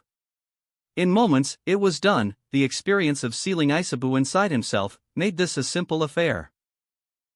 With the star chakra now within the cursed seal, Daiki drew on the power of the seal itself, and felt as the power spiraled through his body, strengthening him. Oh, this is good. Daiki grinned widely, sharp teeth being bared to the world. He could feel a distinct increase in the power he gained from the seal straight away compared to how it was before. It wasn't quite double the gain in strength he gained using it before, but maybe half that if he was estimating, which was still a substantial boost. And the power increase wasn't the only thing to change. He knew after all, with the dits made to the seal, that the matrix appearance of the seal itself had changed, from 3 Sharingan-like tomos, to 3 broad bolts of lightning. The second exam had not at all been going well for Konoha Team 10. They weren't exactly the most combat-oriented team in the first place, so in general, their main plan of action was to hide out of view and ambush another team. Yes, that had been the plan. Until a massive, gargantuan black hurricane had ripped through the forest and rained strikes of lightning down all around as it passed by. The team they had been in the process of ambushing had been swept up and killed by the monstrous jutsu and their scroll lost in the process. Guys, there's that laughter again. Choji trembled. He couldn't at all tell where it was coming from, but that terrifying laughter, they'd heard it already multiple times today and it seemed closer than ever, echoing all around them. Damn it, get down. Shikamaru crushed, grabbing his 2 teammates and pulling them down into some shrubbery to hide out of the way. Oi, watch my hair, Shikamaru, Ino huffed, before looking around. Who the hell is this guy? Every few hours we hear him laughing. Who the hell would enjoy a place like this? They'd laugh so much here. Never mind that, listen to the laugh itself, Ino, this guy sounds super evil. Choji shivered, just the sound of that laughing voice was so terrifying it put him off food. Hell, it was so foreboding. One team that had got the drop on them earlier outright got terrified and ran away even though they had them dead to rights. Ino, can you sense this guy? Shikamaru frowned and asked. He sounds closer than before. Annoying as it was, they mainly had to rely on Ino here. As a Yamanaka she was a natural chakra sensor, but relying on her so much had drained a lot of her chakra, so she was getting lower and lower without them having a chance to rest. Gimme a second. Ino brought 2 fingers to her temple and focused, closing her eyes. Only for her eyes to shoot wide open in shock a split second later. He's right above us, she gasped, looking to her teammates in horror. Shikamaru froze, before sighing. Just our luck, troublesome, he griped. Let's just hope whoever this crazy guy is, he isn't all that good at sensing. Oh man, oh man. Choji shook his head, before swallowing and crawling forward a bit to peek out of the shrubbery they were hiding in. We have to at least see who this guy is. He was stopped by Shikamaru blocking him. Wait, let me do it, he said, understanding. He was the best on their team when it came to stealth. Crawling forward, the pineapple-haired Nara got directions from his blonde teammate and poked his head out, looking up. The Nara's eyes widened at what he saw. Oh, you've got to be kidding me, he groaned, the tension leaving him slightly at just whom he saw. What do you mean, Shikamaru? Ino hushedly asked. Take a look yourself, he replied simply. What? Ino furrowed her brows, before huffing and pulling her head out of the shrubs and looking up. Oh, OH? Ino hummed, eyes lighting up. What do you see? Choji asked, curiosity getting the better of the big bone teen, and he stuck his head out, the same as his teammates, and looked up. Hey wait, isn't that Daiki? Yep. Shikamaru nodded. Hell yeah it is. A wide grin spread across Ino's face. Mama likey what she sees. It was indeed their former classmate Daiki Uriai, standing a few hundred feet above them atop a large thick tree branch, his torso completely bare, showing off his broad chest and muscular abs, with his powerfully burly arms crossed over his chest as he threw his head back and just laughed. So it was Daiki all along. Choji shook his head, a sigh of relief leaving him. He didn't exactly know Daiki all that well, they rarely spoke, but when they did, he was generally a pretty accommodating guy. A bit off though to see him like this. He tended to keep to himself, a lot like Sasuke and Shino actually. Why the hell is he just standing there laughing and not wearing a shirt though? Shikamaru couldn't help but wonder. He doesn't need a reason to show off muscles like that. Ino scoffed. Who knew Daiki was so well built though? I'm sure I would have remembered someone like that at the academy. No. That guy's always been built like that. He wasn't as burly as he is now, but he definitely was always muscular, Shikamaru refuted, ignoring her admiration of their former classmates' muscles. Still, I don't think I'm wrong, he was the strong and silent type, remember? Standing around like this and just laughing out in the open, it doesn't feel like the guy we grew up with. I mean, we didn't exactly know the guy that well beyond the academy, we only saw what he was like there, Choji pointed out, all the tension long since having left him at this point. Now that he knew it was somebody he knew that wouldn't just murder them for sport, he didn't really have any friends either. How about I go ask him? Ino piped in eagerly, and you remember what Kabuto said earlier, right? Daiki is like super strong, not so sure I believe him being stronger than Sasuke-kun, but he's definitely strong if Sasuke-kun himself was interested in him. I bet he'd be fine helping us get a scroll if I turn the charm on a bit. What charm? Shikamaru gave her girl a confused look. He received a backhand that smacked his face into the dirt in response.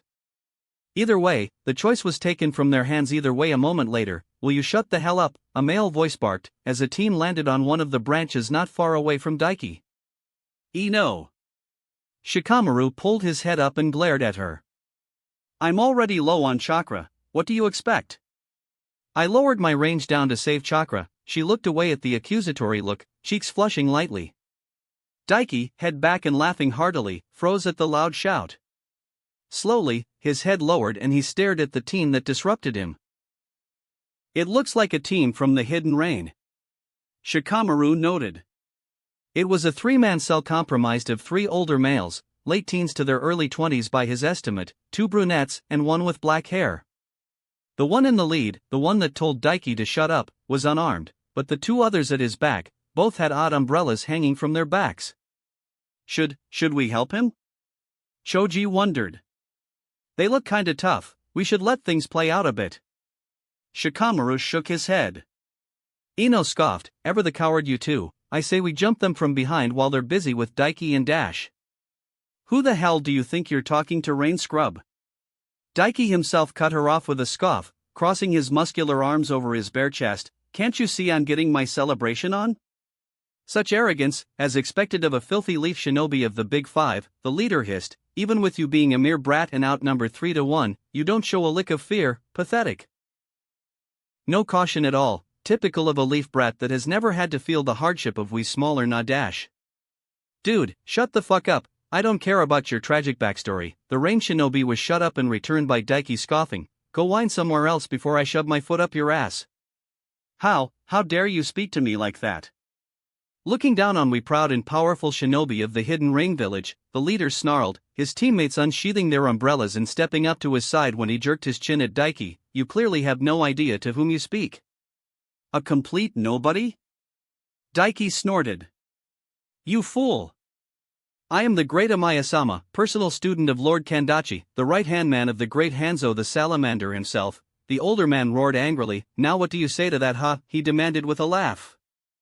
This guy. Shikamaru's eyes widened at what he heard, he's total bad news.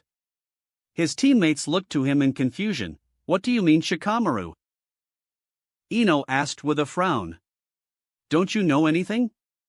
Shikamaru gaped at her for a second before huffing, Hanzo the salamander, he took on the three legendary Sannin of our village and beat them, all S rank and way beyond Jonin level strength like Asuma-sensei, his right-hand man has to be stupidly strong as well, meaning if this is his personal student, he has to be really strong. His teammates' eyes widened and Choji gasped, does that mean this guy is like what that Kabuto guy called Daiki?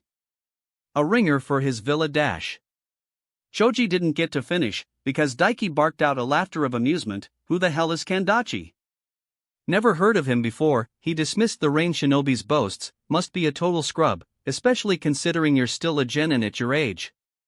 The now-named Amaya trembled with rage, kill him, he shouted angrily, practically frothing at the mouth in a rage. Feel the might of the Rain Village. Sunbon Shower. Dai Leaf Scum. Sunbon Shower. Amaya's two teammates thrust up and tossed their umbrellas into the air, where they opened up and began to rotate at blinding speeds, unleashing twin barrages of Sunbon that blanketed the sky above in multiple thousands of needles. There was so many of them racing through the air down towards Daiki that there was surely no hope he could dodge them. If such a barrage was aimed at Team 10 themselves from such close range, they'd be dead to rights and have no chance of escaping. But Daiki didn't even bother attempting to dodge to Team 10's horror, and merely stood there, arms crossed and not moving an inch. All of a sudden though, a black and blue trimmed piece of chest armor appeared on his chest, a weird turtle-headed looking pauldron on his left shoulder. Not a movement made, just all of a sudden it was there, blink and you'd miss it. And at the same time, a huge shimmering barrier of dark purple spread out around him in a spherical shape. The massive barrage of Senbon impacted against the barrier, a rain of tick-tick-tick sounds echoing through the forest as they failed to penetrate and fell powerlessly to the ground around Daiki. Or they should have at least. From within the barrier, Daiki held up his hand and each and every single Senbon completely disappeared, and a split moment later, the barrier dissipated from around him. 6,537 Senbon, huh? Not bad, a pack of 50 of them costs 2,000 Ryo around here, so that's roughly around 260,000 Ryo worth of Senbon. Daiki, for the first time since the confrontation began, uncrossed his arms to bring one hand up to his chin and thought, nodded to himself as he calculated the total worth of the Senbon used to attack him. Thanks for the gift, lads. Shikamaru gaped. Choji's mouth dropped. Ino practically felt her pupils turn to hearts. That was so cool, she swooned. When did Daiki get so cool on top of being so hot? Amaya screamed. How? Why? The leader of the Rain Ninja team shouted, before clenching his teeth and grinding them audibly, how dare you steal from us? Is it not enough you have ravaged our great country in your selfish wars? Dude, point your fingers somewhere else. I've never even been to Rain. Daiki rolled his eyes. Besides, you're a shinobi, get over it, you clown. That's the law of the shinobi world, the weak die and the strong thrive. You squealing like a pig just shows your weakness. I am not weak, you damn arrogant scum. Amaya spat. I will beat you down now and show you the difference in our abilities. I shall make you bow and beg for mercy and have you return my subordinate's Senbon. With a mighty shout, Amaya pushed off, shooting through the air towards Daiki almost fast enough he appeared to blur a bit to the three watching genin down below. Yet, he hit nothing but air. Daiki was there one moment, not moving an inch as Amaya closed the distance rapidly. Then, just as the Rain Ninja was about to make contact, Daiki was gone as if he was never there to begin with. A second later, a pair of audible thumps rang out and 4 pair of eyes whipped around to Amaya's previous position. To find both of his teammates laying face down atop the huge tree branch they were standing on, each with a single Senbon buried in the back of their skulls and Daiki standing between them. Well, I'm a generous guy so I gave 2 back, but I think I'll keep the rest. Daiki idly commented, before yawning, I could do with some food right about now. That, holy crap, Kabuto wasn't full of shit, Shikamaru swallowed. Daiki really is as strong as he was saying. I didn't even see him move. Not even Chunin move like that. Ino shook her head, sobering up from her swooning and frowning at him. Are you saying he's as strong as a Jonin? The blonde Yamanaka asked. Definitely, that sheer speed, that barrier he pulled out of nowhere and the way he stole those Senbon somehow. The Nara grimaced and nodded. It was so smooth and he's being so casual about it. He's totally relaxed, he's not even trying at this point. So we should totally avoid Daiki then? Choji asked. Guess so, Ino shrugged. He's a fellow Leaf Ninja so he probably won't go too hard on us, especially with me around. But we should get out of here right now while he's busy. We should stay here, Shikamaru refuted. If he's as strong as I think, he'll catch us if we move now that he's alert. He'll probably move on once he beats this guy, then we can get out of here. He got 2 nods from his teammates and they quieted down to watch what was going to happen from this point on. Amaya stared at his dead teammates before spitting. You are fast, I'll give you that, he complimented, almost serenely, calmly. Just for a second before his lips twisted up into a savage snarl. But don't think for a moment you are powerful just because you managed to slay Tenji and Rinji. They are mere trash lapdogs, he roared, hand whipping into his tool pouch and pulling out a scroll. You sure changed your tune quick, Daiki laughed lightly. What happened to you taking back those Senbon for your subordinates? He idly asked, even as he casually picked up the now fallen umbrella Senbon launchers and inspected them idly. Quiet trash. Amaya spat, unrolling the scroll and tossing it into the air, summoning Great Deluge. While in midair, a massive amount of water erupted from it, enough to fill a remarkably large pond. At the same time, Amaya ran through a series of hand seals.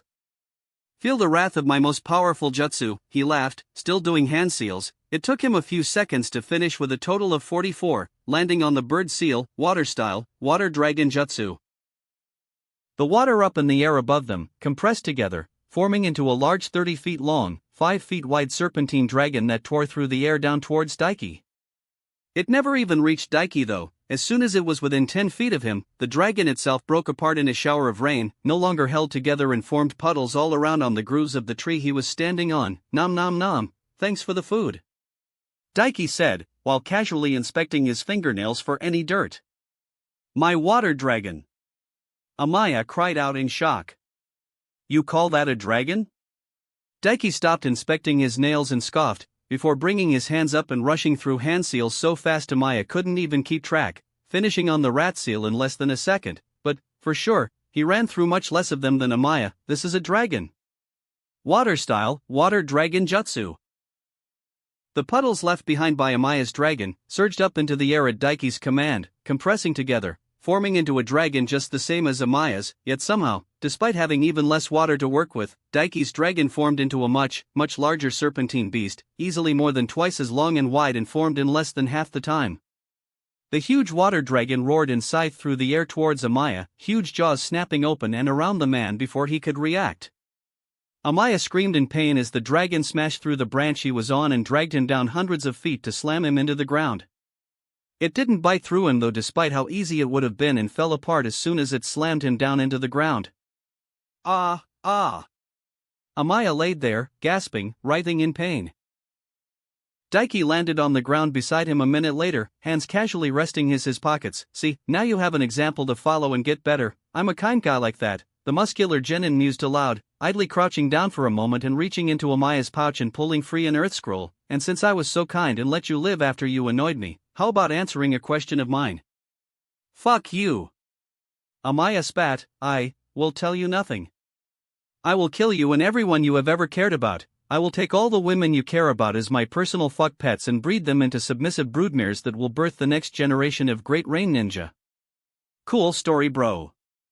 Daiki shrugged, not making a move as the man feebly rolled onto his side and pushed himself up onto his knees and slowly made hand seals, much slower than the ones he made before. Feel the power granted to me by Lord Kandachi. Amaya roared, blaring up at Daiki, summoning jutsu. He slammed his hand onto the ground. Daiki casually jumped back as a massive plume of smoke erupted from around them, and Team 10 bore witness to dozens of massive tentacles, each as thick as a person was wide, shooting through the air, piercing through the smoke and racing after Daiki. Spinning mid-air, Daiki avoided one trying to wrap around his upper torso. At the same time he held a hand out and a single straight sword appeared in his right hand, a thong-like spike on either side of the blade, lightning sparking into existence over the weapon. Daiki swung, cleaving through one of the tentacles and landed, jumped back and avoided another before cutting clean through it. The huge tentacles were down to 10, then dozens more erupted from the smoke, blowing it away and revealing the beast that was summoned, Amaya laying on all fours atop it. It was a huge, gargantuan seashell, flaring out at the back into an almost tail-like shape with vents along it, and twin-shelled horns erupting from the highest point of the shell. Tremble in fear before the mighty Conch King, most powerful of all summons from our almighty Rain Village. Second only to the great and powerful Ibius of the Salamander clan, personal summon of Hanzo-sama himself. Amaya cackled. More and more huge tentacles erupted from the opening in the shell of the huge conch summon, so many they surrounded Daiki like a wall with no openings and converged upon him. For a moment, it looked like he was done for. There was no openings for him to escape. Only for the huge tentacles to be rent asunder, the sound of thunder booming through the air. Standing in the middle, barely moved, was Daiki, but now, he held a second sword that was a complete copy of the first. How the hell can that be the most powerful of the summons of rain and at the same time be second? Are you an idiot? Daiki scoffed. Also wrong answer, dude. You're really not gonna like how I get my answers now. You showed your hand now, boy, no point bragging now. I see, your true strength lies with the blades. But that will do you no good. No physical attack can breach the impenetrable shell of this summon. Amaya ignored him and laughed. Use your Hydroblaster Jutsu Conch King, kill him dead. The massive shell summon trembled, pulling back the remains of its tentacles into the crevice opening on the front of it, before opening wider, an orb of water shimmering into existence at the front of the beast and growing larger and larger until it was nearly half the size of the summon itself. Idiot, Daiki shook his head and gave a hard toss to the hilts of the swords in his hands and letting go.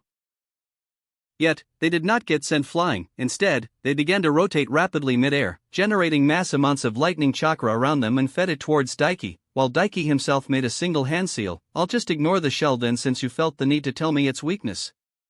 Die! Ayama roared and his summon shook before lurching forward, air emitting in great quantities from the vents on its tail, shooting it forward rapidly through the air towards Daiki. At the same time, the Conch King unleashed its jutsu, firing it off in the form of an absolutely gargantuanly large water pressure cutter. No you! Daiki thrust both hands together and the sounds of the world itself was drowned out by roaring thunder. A massive beam of pure electricity and force erupted outwards and meeting the huge water pressure blast. Despite the size and power of Daiki's jutsu, it was completely dwarfed in scale by the Conch King's own jutsu. Yet, that did not at all stop his own jutsu from piercing right through the much larger jutsu, tearing it apart and shooting right through to slam into and right through the shell of the Conch King and out of the back. A piercing shriek erupted from the huge shelled summon and it trembled in agony, the scent of cooked flesh filling the air as the lightning jutsu cooked it from the inside out. Even its mighty shell could do nothing against a non-physical element that slipped straight through its defenses. It fell silent moments later and went utterly still. No, no, no! Amaya screamed in horror, pushing himself to his feet. How? How? Conch King, how could you lose to this plebeian? Were you weak trash all along? He started stamping his feet. No, you're just an idiot who doesn't know how to use it. You relied on it instead of supporting it like a real summoner, Daiki scoffed, his swords now just idly floating in the air beside him somehow. Now why don't you come down from there, stop your childish tantrums and stop wasting everyone's time? Everyone? Shikamaru froze. This, I refuse. Amaya screamed, reaching into his pouch on his leg, drawing 2 kunai and launching himself through the air towards Daiki. I will drink from your skull. Making a single hand seal and bringing his kunai to bear, the man blasted forward, moving in a blur so fast now, none of Team 10 even saw him move. No! Daiki's voice echoed simply, thrusting out hand into the air. A loud gag resounded as Amaya suddenly appeared, held helplessly in the air by Daiki's hand around his throat. Even with the shunshin, you're just far too slow. Now, you brought this on yourself. The muscular leaf genin commented, scarlet red eyes beginning to glow ominously as he looked up into Amaya's eyes. A second later, the rain genin began to scream in pain, body thrashing wildly in Daiki's grip, the 2 kunai slipping from his grasp and falling to the grass. He screamed bloody murder in agonizing pain, eyes rolling up into the back of his head.